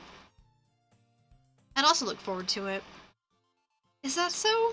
In that case, I won't let you down, Austin. Monica smiles sweetly. I didn't mean any pressure or anything like that. Don't worry. I've been practicing a whole lot recently, and I'd really love the chance to share once I'm ready. I see. In that case, best of luck. Thanks! So I didn't miss anything, did I? Not really. I choose to leave Sayori's mischievous escapade. I'm sure Natsuki will end up complaining about her anyways. It looks like everyone has settled down. Sayori somehow finished her entire cookie. Yuri is back to her book and Natsuki's disappeared into the closet. Man, looks like no one wanted to be bothered today. I slumped down into the nearest desk. How am I supposed to occupy myself with something literature related by myself like this? Guess I could always read some of the book that Yuri gave me. But I'm feeling a little too tired to read. I could probably fall asleep right now. I closed my eyes and ended up listening in on Sayori's conversation with Monica. We're probably gonna seem really lame compared to all the other clubs, though. Well, we can't give up. Festival is our chance to show everyone what literature is all about. The problem is that the idea of literature clubs sounds too dense and intellectual. It's not like that at all, you know? We just need a way of showing Showing that to everyone. Something that speaks to our creative minds. That doesn't solve the problem, though. Eh? What do you mean? Even if we come up with the most fun thing ever, nobody will come in the first place if it's a literature event. So it's more important to figure out how to get people to show up in the first place, you know? Even after they come, we can do the thing to speak to their creative minds. What's this? Sayori is taking this really seriously. It's rare to hear her deliberate like this. Huh, it's a good plan. In that case, do you think food will do the trick? What kind? Ah, well, I guess you could— Cupcakes! Good thinking. Natsuki would love to do that. Ah, you're right. Natsuki makes the best cupcakes. That would work out perfectly. That wasn't why you suggested it? Cupcakes speak to my creative tummy. Cupcakes it is, then. I'm hungry. Anyway, we still need to work out the details of the event itself. Find myself smiling. In the end, Sayori is still her usual self. Therein lies the unexpected reason I admire her. Unlike me, who has trouble finding any motivation at all, Sayori can put her mind to things and make them come to life. I suppose that's why I ended up letting her get on my case about things. I can't help but wonder what it would be like to see the world through her eyes. What? I opened my eyes to find Sayori's face filling my vision. I nearly fell out of my chair. Sorry. Wait. Actually, I'm not sorry at all. It's your fault falling asleep like that. This isn't the napping club. Does our school have a napping club? You're staying up late again, aren't you? Now that you're in the club, you're gonna have less time for anime, you know. You need to get used to it. Don't say that out loud. I glanced over my shoulder to see if Monaco overheard. It's true, though. Yeah, I know. You're always looking out for me, Sayori. That's what I do best. That's a problem. What about you? You look out for me better than you look out for yourself. You're still oversleeping every day, aren't you? Not every day. It's not very convincing. How many days this past week have you gotten up on time? It's a secret. I knew it. Come on. At least give me the benefit of the doubt. Can't even do that. Look, Sayori, it's written all over you. Sayori glances around herself. How is it written all over me?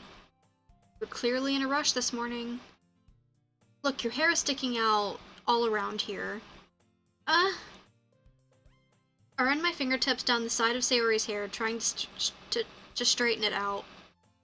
Man, you really need a brush for this. My hair is just really hard to get right. This scene?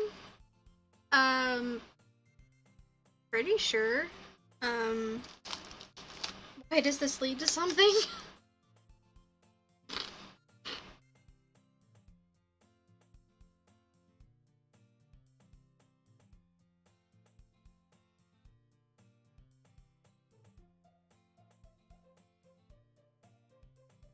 There's more than just your hair. Look at your bow, it isn't straight either. There's a toothpaste stain on your collar right here. I try to wipe off the stain with my finger. But nobody would ever notice that. Of course they would. Nobody's gonna tell you about it because they don't want to embarrass you. Fortunately, I really don't care about that. Hey, you meanie. You don't even keep your blazer buttoned up. Seriously, Sayori. Why do you think you don't have a boyfriend yet? That's super mean. Sorry, but you'll thank me later. I start to button her blazer up from the bottom.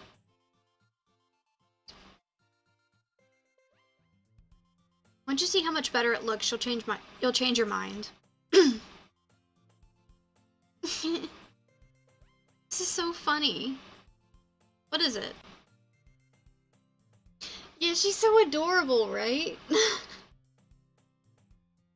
Well, I was just thinking how weird it is to have a friend who does all these kind of things.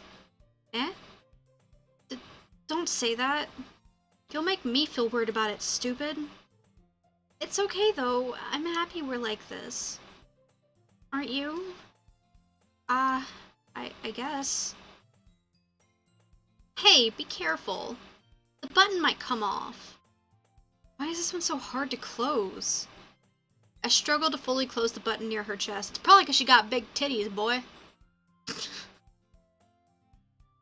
Does this thing even fit you properly? It did when I bought it. Oh, he's a fucking idiot.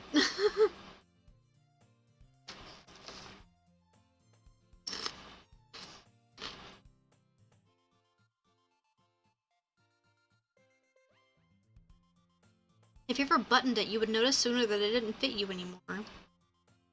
What are you smiling about? It means my boobs are getting bigger again. Just don't say that out loud. Anyway, you look much better now, so... Why does it feel strange to see Sayori's blazer buttoned up like that? But it's so stuffy.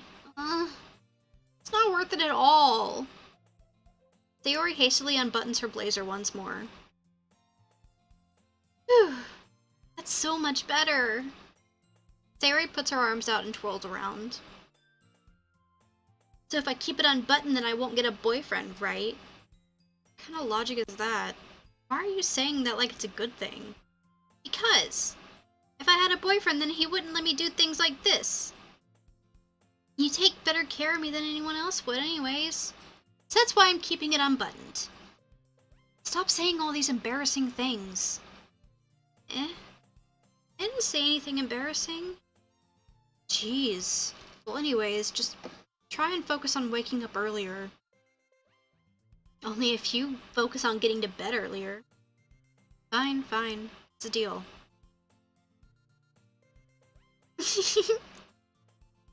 I guess we really are taking better care of each other than we are at taking care of ourselves. Wow, my reading plummeted. Yeah, I guess so. So maybe you should come wake me up in the morning. You're doing it again, Sayori. Aw, but I was joking that time. Man, it's impossible to tell with you sometimes. Okay, everyone. Monica suddenly calls out. Why don't we share the poems we wrote now? Yay! Austin, I can't wait to read yours. Yeah, same. I fail to sound enthusiastic, but Sayori trots away to retrieve her poem.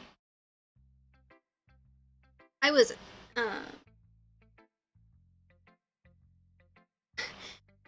Yeah, I am a native English speaker. I just... I stutter a lot. Like, I might actually take a small break to, focus on chat a little, because it's a lot of reading, and I've been playing for almost 2 hours.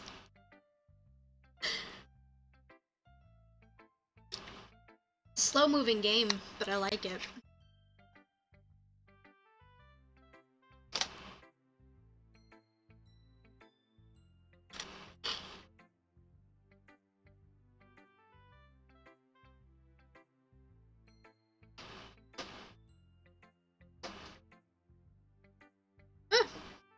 I'm gonna be honest, I was actually kind of worried that nobody would tune in, since it's an older game. And like, yeah, so I haven't played it before, but I watched, Jacksepticeye and I think Markiplier play it.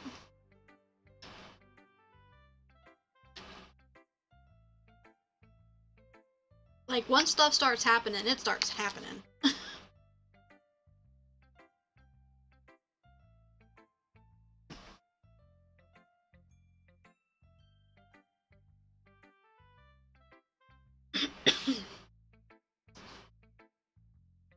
Yeah, I think I'm gonna start with Sayori because she's who I was trying to impress, but I kept hitting the wrong one, so I just hit random shit.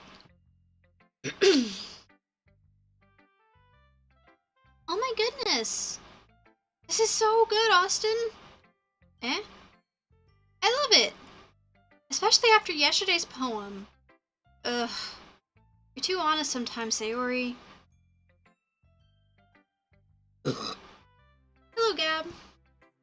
I hope that is correct, and you don't mind me calling you Gab.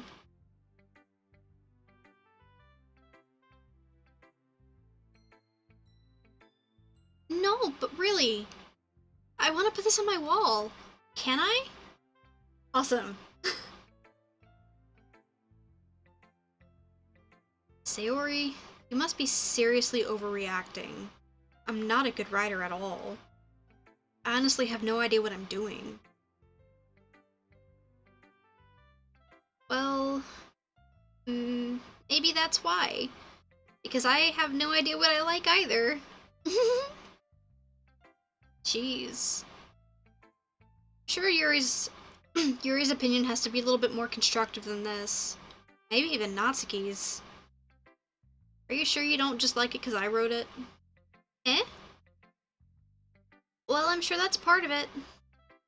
I think I understand you better than a lot of people, you know?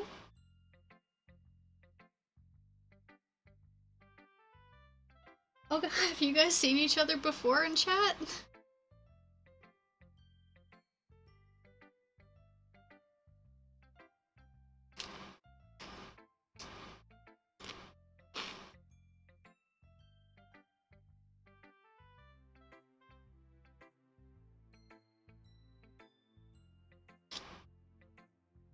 Watching this exchange gives me an excuse to eat some of my Cheetos.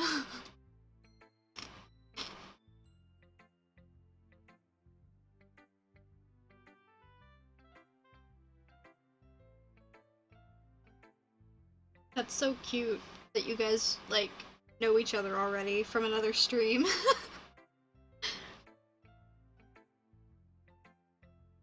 I think I understand you better than a lot of other people, you know? So when I read your poem, it's not just a poem.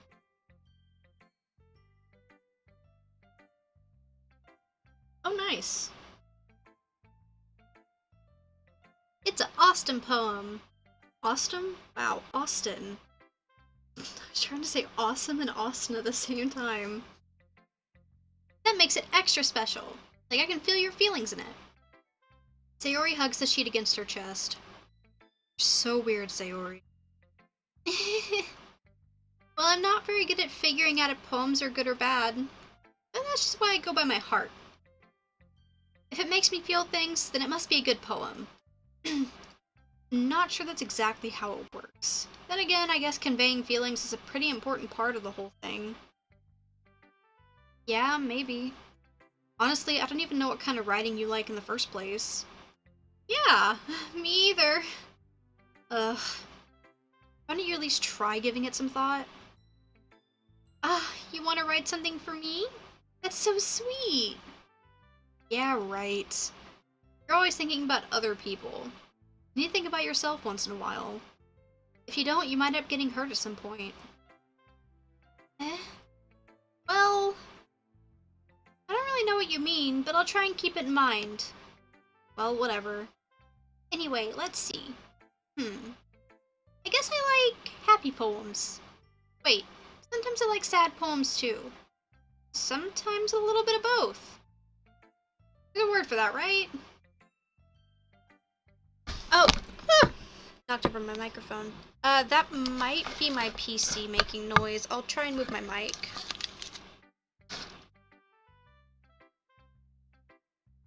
I'm not sure if that helped.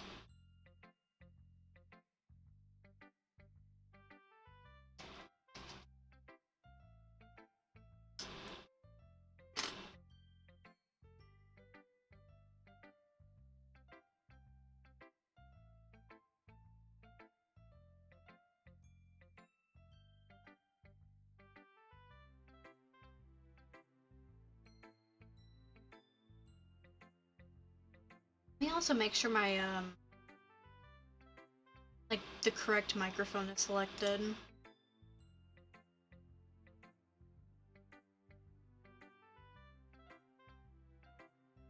Has it improved?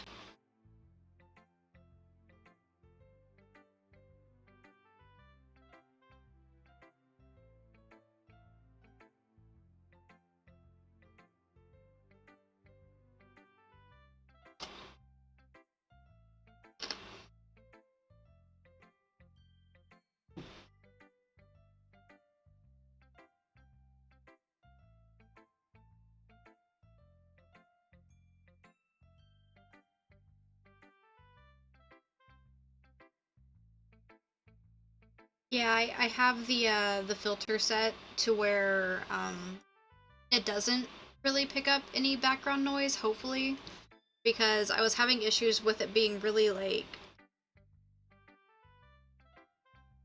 I don't really know how to explain it. Like I don't know, it had like the ambient background sound that was really annoying. I didn't really like it.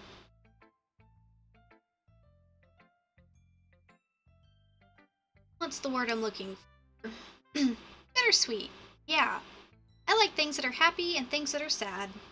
Happy and sad? I can't see you liking something sad, Sayori. Well, I like happy the most. Sometimes you have a little rain cloud in your head, and a sad poem can help give the rain cloud a little hug. And make a nice happy rainbow. Sayori, that's unexpectedly poetic. Eh? It is? Maybe I'm getting a little better at expressing my feelings after all. Thanks, Austin! I should go write that down then. You can read my poem now, okay? Bottles. I pop off my scalp like the lid of a cookie jar. It's a secret place where I keep all my dreams. Little balls of sunshine, all rubbing together like bundles of kittens. I reach down with my thumb and forefinger and pluck one out. It's warm and tingly. There's no time to waste. I put it in a bottle cap to keep it safe. And I put the bottle on the shelf with all the other bottles. Happy thoughts, happy thoughts, happy thoughts in a bottle, all in a row. My collection makes a lot of friends. Each bottle a starlight to make amends. Sometimes my friends feel a certain way. Down comes the bottle to save the day. Or down comes a bottle to save the day. Night after night, more dreams. Friend after friends, more bottles. Deeper and deeper my fingers go, like exploring a dark cave, discovering the secrets hidden in the nooks and crannies. Digging and digging, scraping and scraping. I blow the dust off my bottle caps. It doesn't feel like time elapsed. My empty shelf could use some more. My friends look through my locked front door. Finally, all done. I open up and in come my friends. In they come, in such a hurry. Do they want my bottles that much? I frantically pull them from the shelf, one after another, holding them out to each and every friend, each and every bottle. And every time I let one go, it shatters against the tile between my feet. Happy thoughts, happy thoughts, happy thoughts in shards all over the floor. They were supposed to be for my friends who weren't smiling. They're all shouting, pleading, something. But all I hear is echo, echo, echo, echo, echo inside my head. I think Sayori needs a therapist. Holy crap. Sayori, did you really write this? Of course I did. Didn't I tell you yesterday I was gonna write the best poem ever? Yeah, but I mean, I didn't expect something like this, coming from you. Monica taught me a whole lot. And I've been really in touch with my feelings recently. I see that. It's almost kind of creepy. Creepy? Well, not exactly. Maybe because I'm so used to you being cheerful. Well, never mind. I'm thinking too hard about it. Point is, it came out good, so you should be proud of that. Aw, thanks. I feel like I was meant to express myself this way. It even helps me understand my own feelings a little bit better. Writing is like magic. You've gotten really passionate about this, huh? I hope you keep it up. Yeah. Ooh, to me. Writing's the best. I'm gonna keep writing until I die. Don't get ahead of yourself. Sayori's always had a habit of obsessing with something, or of getting obsessed with something, or dropping it no more than a week later. I am not entirely sure what that means.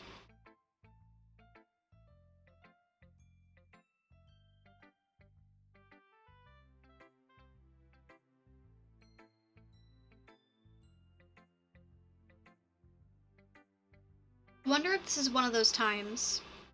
Seeing the passion in her eyes makes it hard for me to be pessimistic.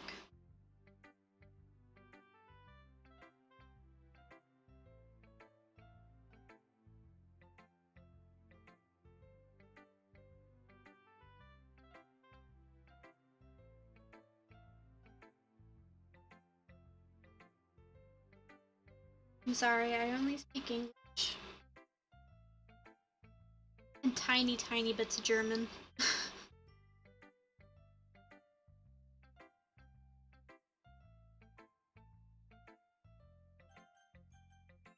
Share with Yuri next.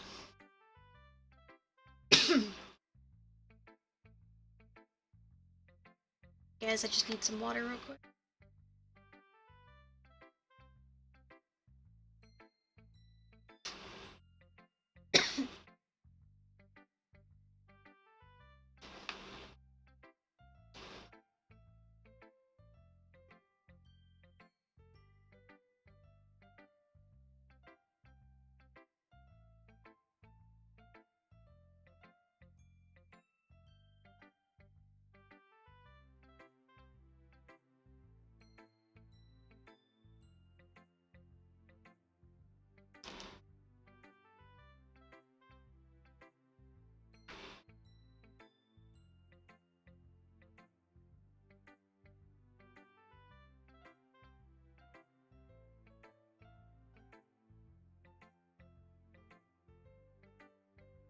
I am doing well. The der kind of threw me off a little bit, so I had to make sure what the whole sentence meant. Oh, I totally skipped what that said, damn it. This is pretty good, Austin. Were you influenced by seeing everyone's writing styles yesterday? Yeah, I guess you could say that. I was also a bit surprised at how differently everyone writes. So I respect you for trying new things. You don't need to be afraid to be a little more daring. Metaphors can go a long way. Don't feel like you need to work your brain like turning a bunch of gears. Try letting your mind wander through your feelings. Write down the feelings you see and hear. It's one way to truly enable your reader to see your mind. It's a very intimate exercise. I see. That's a certainly interesting technique. Thanks for sharing. I have, well, an example of that if you'd like to read it. Of course. Is it the poem you wrote for today? Yuri nods and timidly hands me her poem. The Raccoon. It happened in the dead of night while I was slicing bread for a guilty snack. My attention was caught by the scuttering of a raccoon outside my window. That was, I believe, the first time I noticed my strange tendencies as an unordinary human. I gave the raccoon a piece of bread, my subconscious well aware of the consequences, well aware that the raccoon that is fed will always come back for more. An enticing beauty of my cutting knife was the symptom, the bread of my hungry curiosity, the raccoon an urge. The moon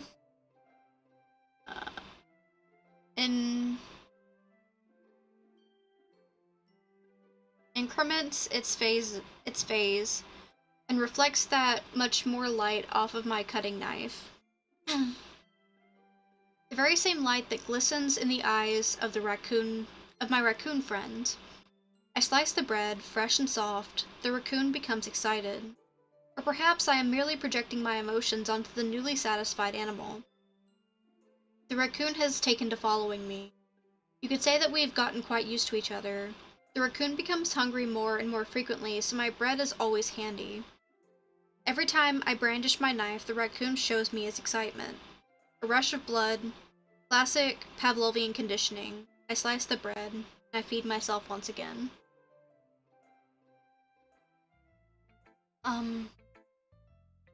I was a little more daring with this one than yesterday's. I can see that. It's a lot more metaphorical. I don't know if it's my fault, but I can't begin to imagine what this poem is about. That's right. It's a bit closer to my preferred writing style, using the poem as a canvas to express vivid imagery and conveying emotions through them. Yeah, if I take it at face value, then I can't even figure out what it's supposed to mean. Well, I think it's something that different people can relate to in their own way. I wanted to express the way it feels for me to indulge in my more unusual hobbies. It's the sort of things that I'm usually forced to keep to myself, so sometimes I enjoy writing about them. Why do you keep them to yourself? Because they're embarrassing, and people would make fun of me. Don't you have anything like that, Austin? Well, yeah, I guess I do. I feel like everyone has a little more than something like that. The best we can do is respect each other and our individualities, even if it's difficult sometimes and makes us uncomfortable. After all, if I hadn't learned to embrace my own weirdness, I'd probably hate myself. I might be ranting a little bit now, but I'm glad you're a good listener. I think I'm gonna finish off this day, and then I'm gonna go raid somebody, because my throat is starting to hurt. Hi again, Austin. How's the writing going? Alright, I guess. I'll take that, as long as it's not going bad. I'm happy that you're applying yourself. Maybe soon you'll come up with a masterpiece. I wouldn't count on that. You never know. Want to share what you wrote for today? Sure. Here you go. I give my poem to Monica. Alright.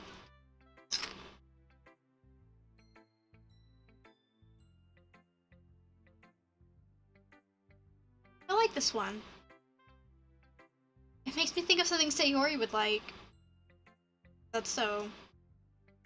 You and Sayori are really good friends, right? I wouldn't be surprised if you had those sorts of things in common. Well, we may be good friends, but Sayori and I are actually really different.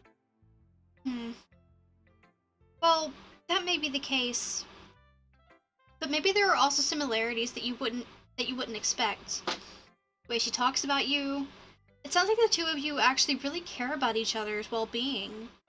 Even if you show it in different ways, it ends up being more similar than you'd think. So I think that's kind of the vibe I get when reading your poem. You sure you're not reading into it too much? I could be. Oh gosh, I sound like Yuri. But in any case, Sayori's writing has kind of a gentle feel to it. I can tell she likes exploring with emotions like happiness and sadness. I knew that someone so happy would enjoy sad things too. Yeah, that's totally unexpected.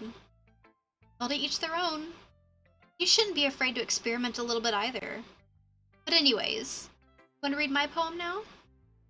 I like the way this one turned out, so I hope you do too. Alright, let's take a look. Save me. The colors, they won't stop. Bright, beautiful colors, flashing, expanding, piercing. Red, green, blue, an endless cacophony of meaningless noise. The noise, it won't stop. Violent, grating waveforms, squeaking, screeching, piercing, sine, cosine, tangent, like playing a chalkboard on a turntable, like playing a vinyl on a pizza crust. An endless poem of meaningless. Load me?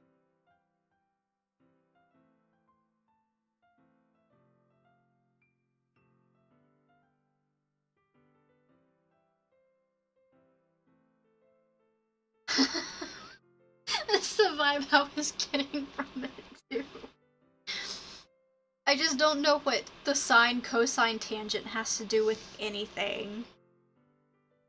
I forget, am I supposed to load a file? Check, I'm gonna see. I don't remember.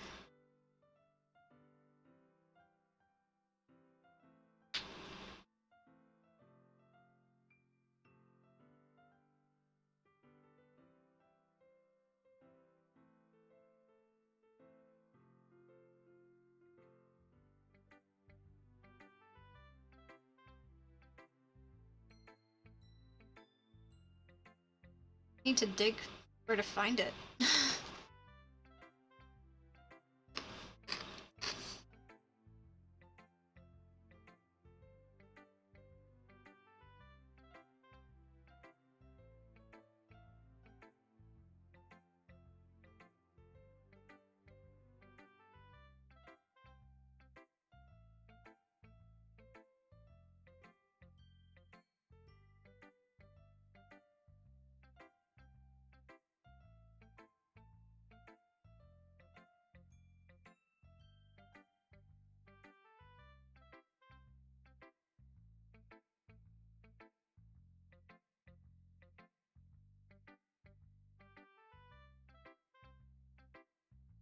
I found it, I think.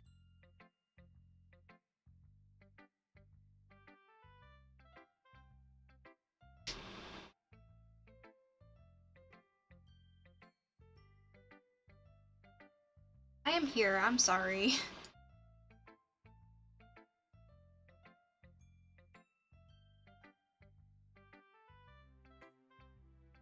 Anyways, okay, moving on. It's even more abstract than your last one, huh? Guess it's just the way I write. Sorry if you don't like it. No, I never said that. It's just a kind of thing I've never seen before, I guess. I kinda like playing with my space on the paper. Choosing where and how to space your words can totally change the mood of a poem. It's almost like magic. The way I wrote the lines really short makes it feel like they're trying to speak over the noise. See. Still hard for me to tell what it's about, though. Sometimes asking what a poem is about isn't the right question. A poem can be as abstract as a physical expression of feeling, or a conversation with the reader. So putting it that way, not every poem is about something. Anyway, here's Monica's writing tip of the day.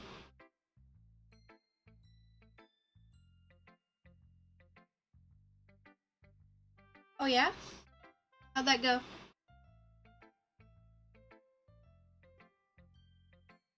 The only experience with coding that I have is Python, but not much. I just played a game where I had to code the game as it went, and it was cool. Sometimes you'll find yourself facing a difficult decision. When that happens, don't forget to save your game. You'll never know when you might change your mind. I'm gonna save. Okay.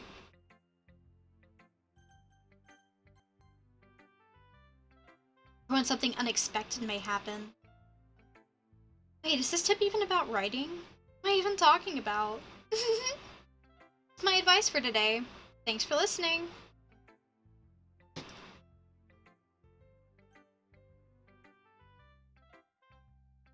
Also, follow-up question. Are you using C++ for fun, or are you going to school for some kind of coding?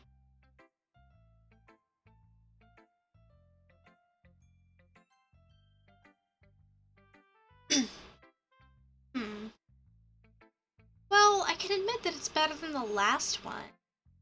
It's nice to see that you're actually putting in some effort. That's good. Made it pretty. That's really cool, though. Congrats, that's awesome, though. Good step in learning.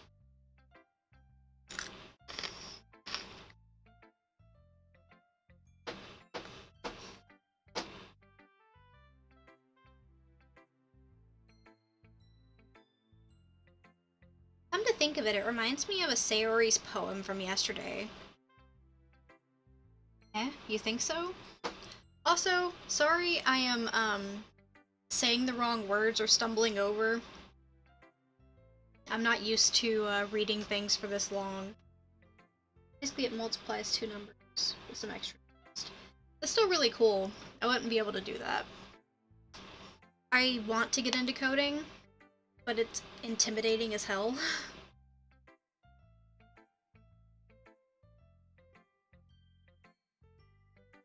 Yeah, well, I guess you've been friends with her for so long, you might be on the same wavelength.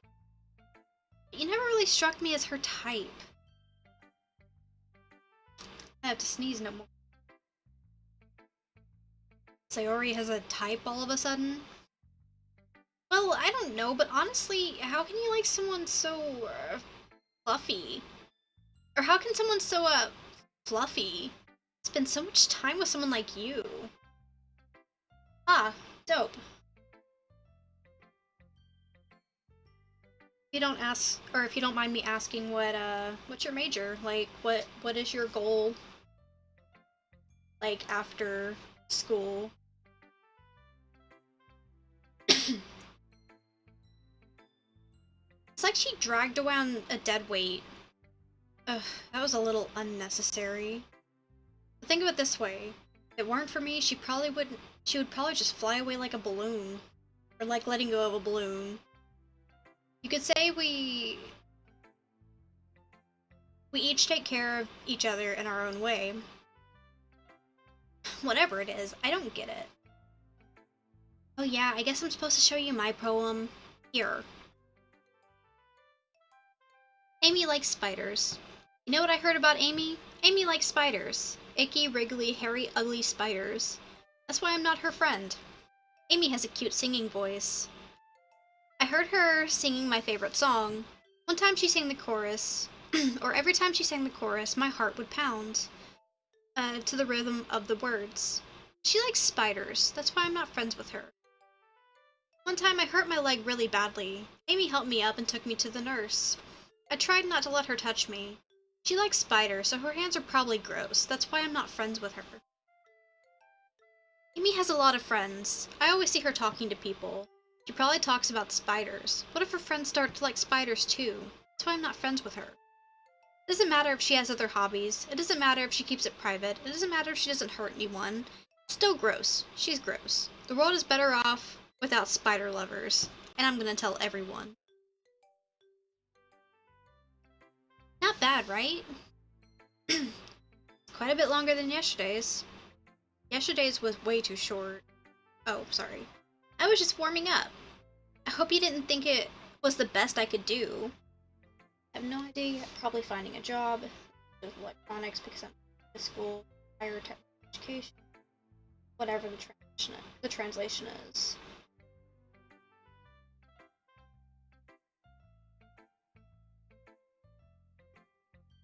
I think that's really cool. And what do you mean translation? Oh, are you not a native English speaker? Or did I just misunderstand what you mean?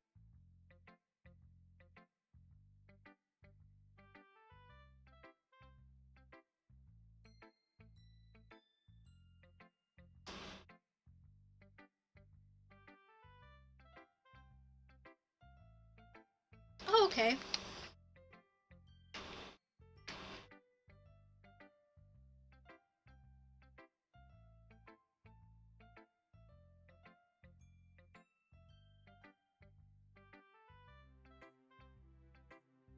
As far as like a translation, I think what you said is fine. Like I perfectly understood what you meant. So it's no biggie. I get you. No, of course not. Anyway, the message is pretty straightforward in this poem. I doubt I have to explain it. Sometimes you can explain complicated issues with much simpler analogies, and it helps people realize how stupid they're being. Like, anyone would agree that the subject of this poem is an ignorant jerk. Do you know people like that? Of course, it's about how everyone thinks that doesn't matter, it can be about anything. I wrote it to be easy to relate to. Everyone has some kind of weird hobby or a guilty pleasure. Something that you're afraid if people find out, they'd make fun of you or think less of you. But that just makes people stupid.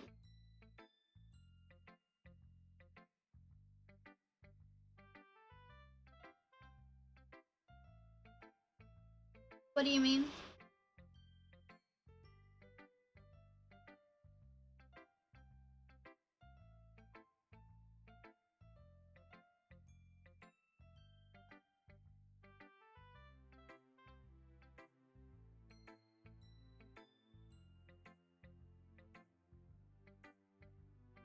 cares what someone likes as long as they're not hurting anyone, but it makes them happy. I think people really need to learn to respect others for liking weird things. Huh, that's funny. Yuri wrote a poem similar today. Huh? Did you say Yuri? Yeah. She said her poem was about an unusual hobby of hers. I didn't really get it, but she said something similar to you. That people shouldn't make each other feel insecure about those things. Really? Well, I mean, Yuri's pretty weird, so I wouldn't doubt that she has some weird hobbies. Not that there's anything wrong with that. It's not like I would judge her or anything. Natsuki has trouble finding words. I guess I should try not to be so mean to her. If she feels insecure about her weird behaviors and stuff... I mean, I always hate people who make me feel insecure. And Yuri made me feel insecure yesterday. But the way you put it, it sounds like she learned her lesson. Well, I would say so. Even if her writing style is different, I'm sure she'll appreciate the message in your poem. That's what I do best, after all. I don't like writing unless there's a good message to take away from it. Like, conveying emotions is important. But I want to make people think, not just feel. Remember that. I'm gonna write a good one for tomorrow, so look forward to it. Okay, everyone. We're all done reading each other's poems, right? I have something extra planned today, so if you can come sit in front of the room. Is this about the festival? Well, sort of. Do we really have to do something for the festival? It's not like we can just put together anything good in just a few days. We'll just end up embarrassing ourselves instead of getting any new members. That's a concern of mine as well. I don't really do well with last-minute preparations. Don't worry so much. We're going to keep it simple, okay? We won't need much more than a few decorations. Sayori has been working on posters, and I've designed some pamphlets we can give out during the event. Okay, that's great and all. But that doesn't tell us what we're actually going to be doing for the event. Oh, sorry, I thought you heard about it, thought you heard about it already. We're going to be performing. Performing? Monica? Yeah, we're going to be having a poetry performance. Each of us are going to choose a poem to recite during the event. But the cool part is, we're also going to let anyone else come up and recite poems too. Sayori's putting it all on the posters in case anyone wants to prepare ahead of time. Sayori, who's been coloring a poster, holds it up for us to see. Are you kidding, Monica?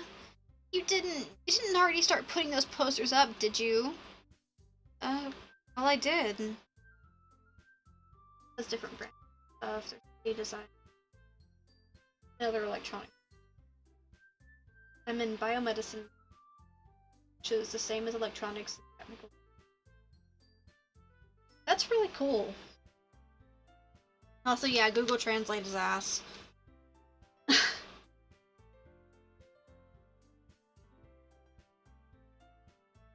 That field also sounds difficult as hell, but it sounds like it's got a great payoff.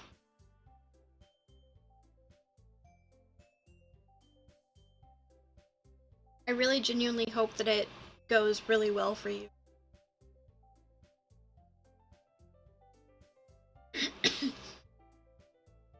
Do you really think that it's that bad of an idea? Oh no, it's not a bad idea. But I didn't sign up for this, you know? There's no way I'm going to be performing in front of a group of people like that. I agree with Natsuki. I could never in my life do something like that. Imagining it, Yuri shakes her head in fear. Guys... No, Sayori, I understand where they're coming from. Remember that Natsuki and Yuri have never shared their poems with anyone until just a couple of days ago. It's a lot to ask them to recite their poems out loud to a whole room full of people. I guess I kinda overlooked that, so I'm sorry. But I still think that we should give it our best. We're the only ones responsible for the fate of this club. That difficult parts that are school or different from normal schools actually make it easier for me. I'm lazy as fuck and I like math. I hate math. But I'm glad that it's not super, super difficult.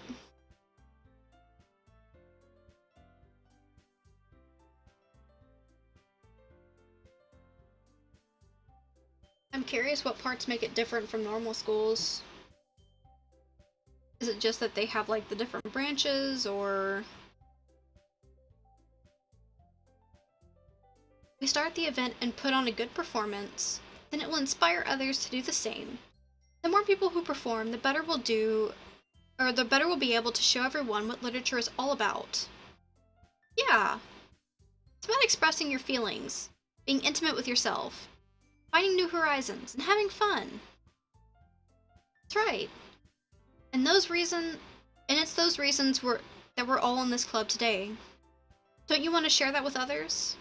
To inspire them to find the same feelings that brought you here in the first place? I know you do. I know we all do. And if all it takes is standing in front of the room for 2 minutes and reciting a poem, then I know you can do it. Natsuki and Yuri remain silent. Sayori looks worried. Guess it leaves me no choice. I agree. So your school is, like, really hands-on then?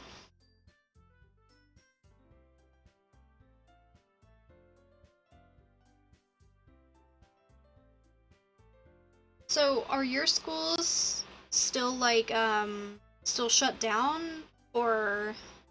Because, here in America, or the US, I don't know if you actually live in Austria, but in America, everything is still shut down, and so my freshman year so far has been me teaching myself everything, because I have to do it online. I've already made some cables on my own. That's really cool.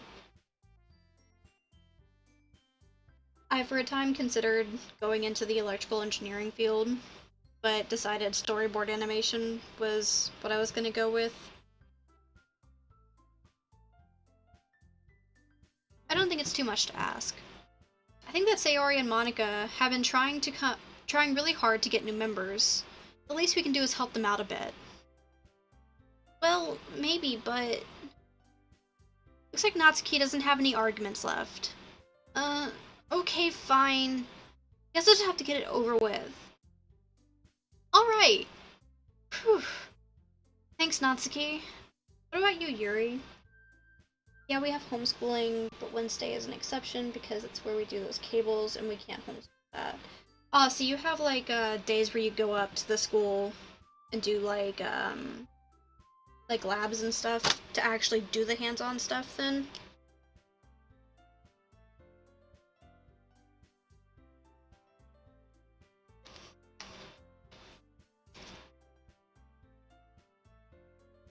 What about you, Yuri?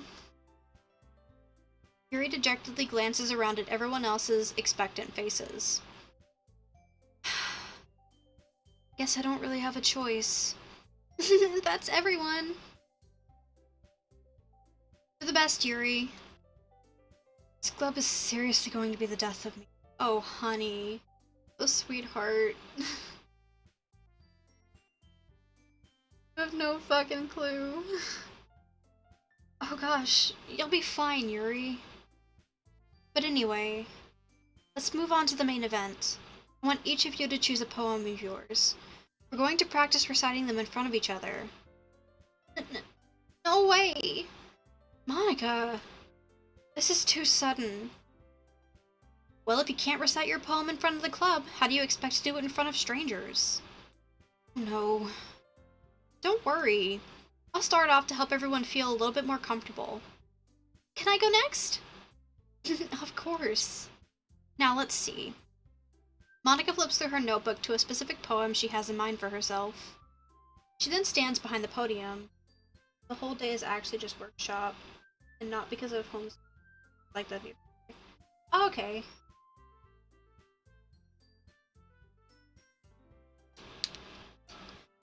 sort of off topic, but how is the pandemic being handled where you're at?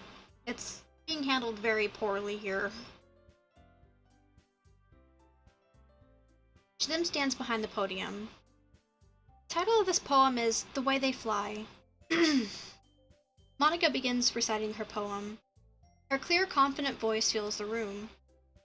More than that, her inflection is pristine. They also already did some soldering. That's cool. I know I keep saying that's cool, but I genuinely think that it's really cool.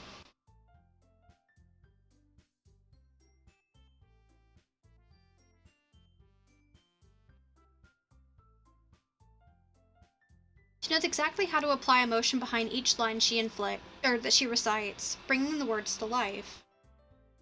Is this something she's done before?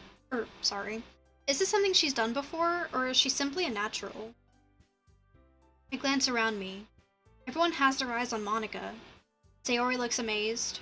Yuri has an intense expression on her face that I don't understand. Finally, Monica finishes the recitation. The four of us applaud. Monica takes a breath and smiles. That was so good, Monica. Thank you. Thank you very much. I was just hoping to set a good example. Are you ready to go next, Sayori? I'll go next. Yuri's all fired up all of a sudden. Yuri clutches a sheet of paper between her hands and stands up.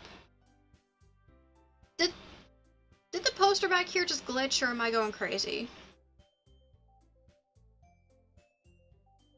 I've been so focused on the reading that I haven't been paying attention to the background.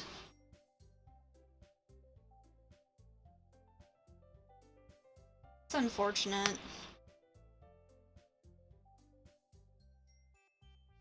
I hope something gets done about it soon.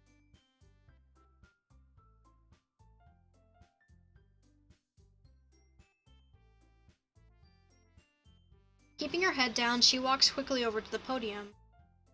This poem is called... Yuri anxiously glances at each of us. You can do it, Yuri. It's called After Image of a Crimson Eye.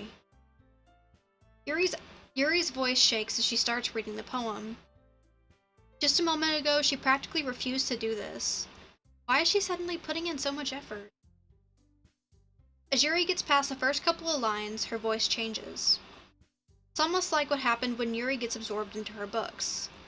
Her quivering words transform into a sharp syllables of a fierce and confident woman.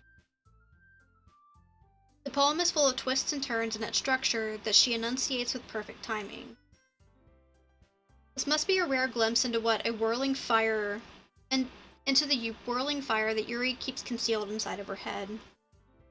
Suddenly, she's finished. Everyone is stunned. Yuri snaps back to reality and glances around herself.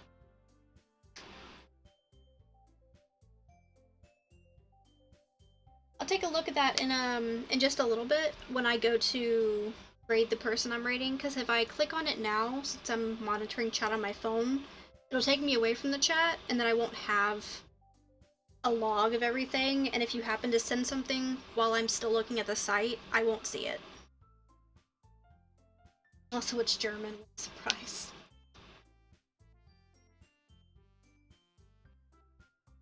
Yuri snaps back into reality and glances around her, as if she bewildered even herself.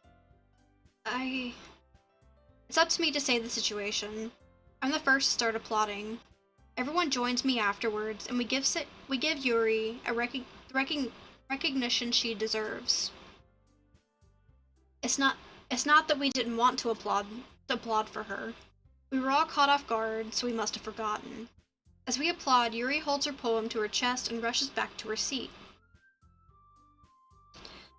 Yuri, that was really good. Thank you for sharing. Looks like Yuri is down for the count. Okay, I guess I'm next then.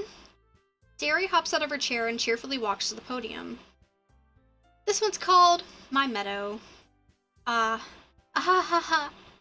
Sorry, I giggled. Sayori. It's a lot harder than I thought. How did you guys do it so easy? Try not to think of it as if you're reciting to other people. Imagine you're reciting it to yourself, like in front of a mirror, or in your own head. Ugh. Sorry. It's your poem, so it'll come out best that way. I see. Okay then. Sayori begins her poem. Somehow it feels like her soft voice was made as a perfect match. The poem isn't aimlessly cheery like Sayori is. It's serene and bittersweet. If I were to read this on paper, I probably wouldn't think much of it. But hearing it from Sayori's voice gives it a whole new meaning. Maybe this is what Sayori meant when she said she likes my poems. Like I get to reach more deeply into someone I thought I knew through and through. Sayori finishes and we applaud. I did it! Good job, Sayori. Even Austin liked it. I guess it's a good sign. What does that even mean? It came out nicely, Sayori. The atmosphere of the poem fits you really nicely. But it might be that other poems wouldn't work quite as well with that kind of delivery. I really don't understand. In other words, I've seen poems of yours where that sort of gentle delivery wouldn't work as well. They may need a little more force behind them depending on what you're reading. Oh, I know what you mean. Well, I've been practicing that sort of thing. It's just embarrassing to do in front of everyone. Next time, I'm gonna make you pick a poem that challenges you a little more. We don't have much time before the festival, you know? Okay. Now, who's next? Natsuki? Don't make me go before Austin. It's not like I can compare to you guys anyway. Might as well let Austin lower everyone's standards a little before I have to do it. Rude. Natsuki. It's fine. I might as well get it over with. But it's not like I have much of a selection of what to read. I'll just have to go with what I wrote for today. I stand up and step in front of everyone for the poem. Everyone has their eyes on me, making me feel terribly awkward. I recite my poem. Since I'm not exactly confident in my own writing, it's hard to put energy into it. Despite that, once I finish, I receive applause anyways. Sorry, I'm not really as good as everyone else. And don't worry about it so much. I think it's less about your abilities and more about your lack of confidence in your writing. That's something that'll improve over time, though. Yeah, maybe. Alright then. That just leaves you, Natsuki. Yeah, I'm going. Natsuki begrudgingly gets out of her seat and makes her way to the podium. This poem is called... Why are you all looking at me? Because you're presenting. Anyway, the poem is called Jump. Natsuki takes a breath. When she starts reciting her poem, her sour attitude disappears a little. While she's still a little unenthused, her poem has a rhythm and rhyme to it. Like Natsuki's traditional trademark, it works surprisingly well when spoken out loud. The words feel like they bounce up and down, as if giving life to the poem. Natsuki finishes and everyone applauds. She huffs back to her seat. That wasn't so bad, was it? Easy for you to say. Better not make me do that again. Well, do you at least feel prepared enough to recite a poem in front of other people? I mean, doing it in front of other people will be way easier. I can put on whatever face I want for other people.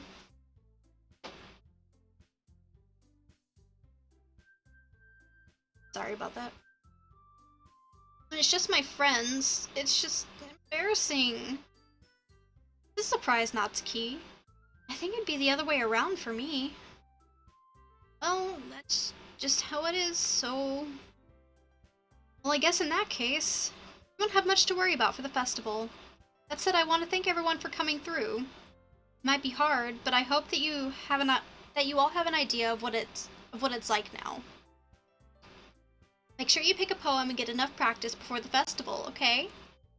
I've been making pamphlets, so let me know ahead of time what you'll be reciting. Jeez, I should probably find some new poems to recite instead.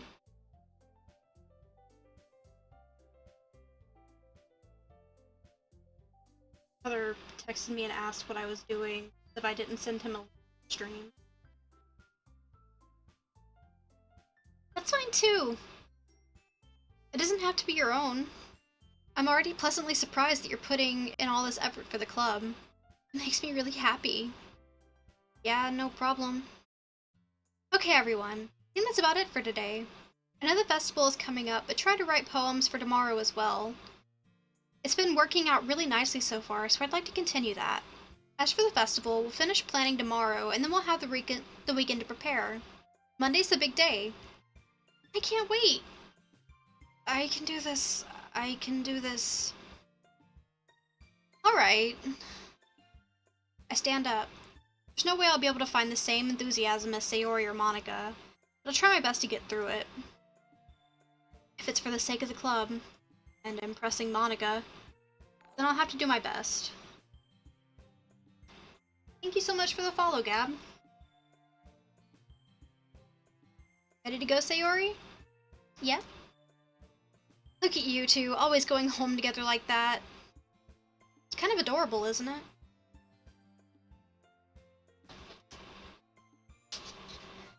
Dewey, it is Doki Doki Literature Club, and I do need to hydrate and stretch. My throat is killing.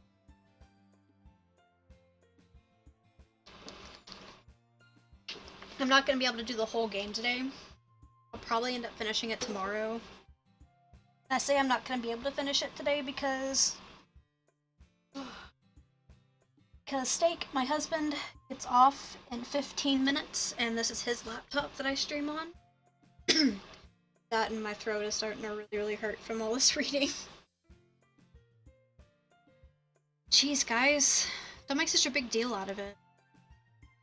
Must be a little nice, though. Well, how am I supposed to respond to that?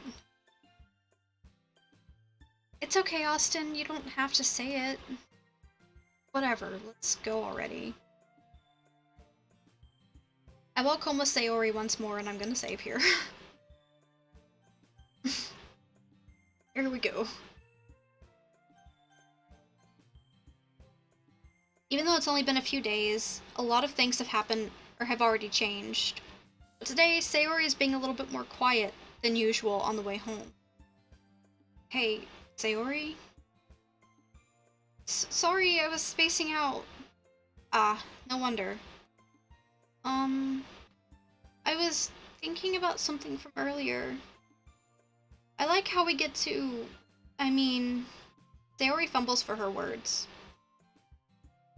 So, let's just say that one day Yuri asked to walk home with you. Huh? What would you do? What kind of question is that? Kind of putting me on the spot here. I'd still walk home with Sayori, I'm not a dick. Sayori? You really think that I would ditch you for Yuri? But... she's so beautiful and smart. Jeez. I already see her in the club every day. Besides, you really seem to like going home together. I wouldn't just ruin that for you. You're so silly. You think about me too much sometimes. Yuri would deserve it if she wanted it, so... Sayori, I've already made up my mind. Really can't figure you out sometimes. Sorry. Besides, what's the point in speculating something that's never going to happen? Conversation trails off. It's kind of a weird thing for Sayori to care about so much. But I want to respect her and keep her happy too. Then again, the festival is only a few days away. Who knows what will happen in that time? Alright. I'm gonna call it for today. I am going to raid one of my good friends, Potchvad. I hope that the people who tuned in and who are still here enjoyed the stream. I really enjoyed talking with you, Gab. I hope that your studies go really well.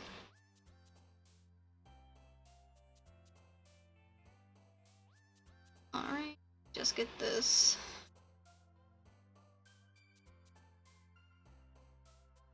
All worked out. It's loading for.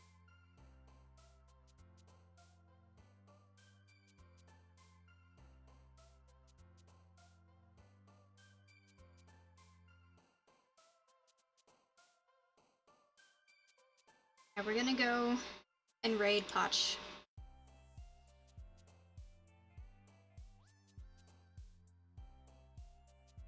Thank you so much for joining. I had a lot of fun.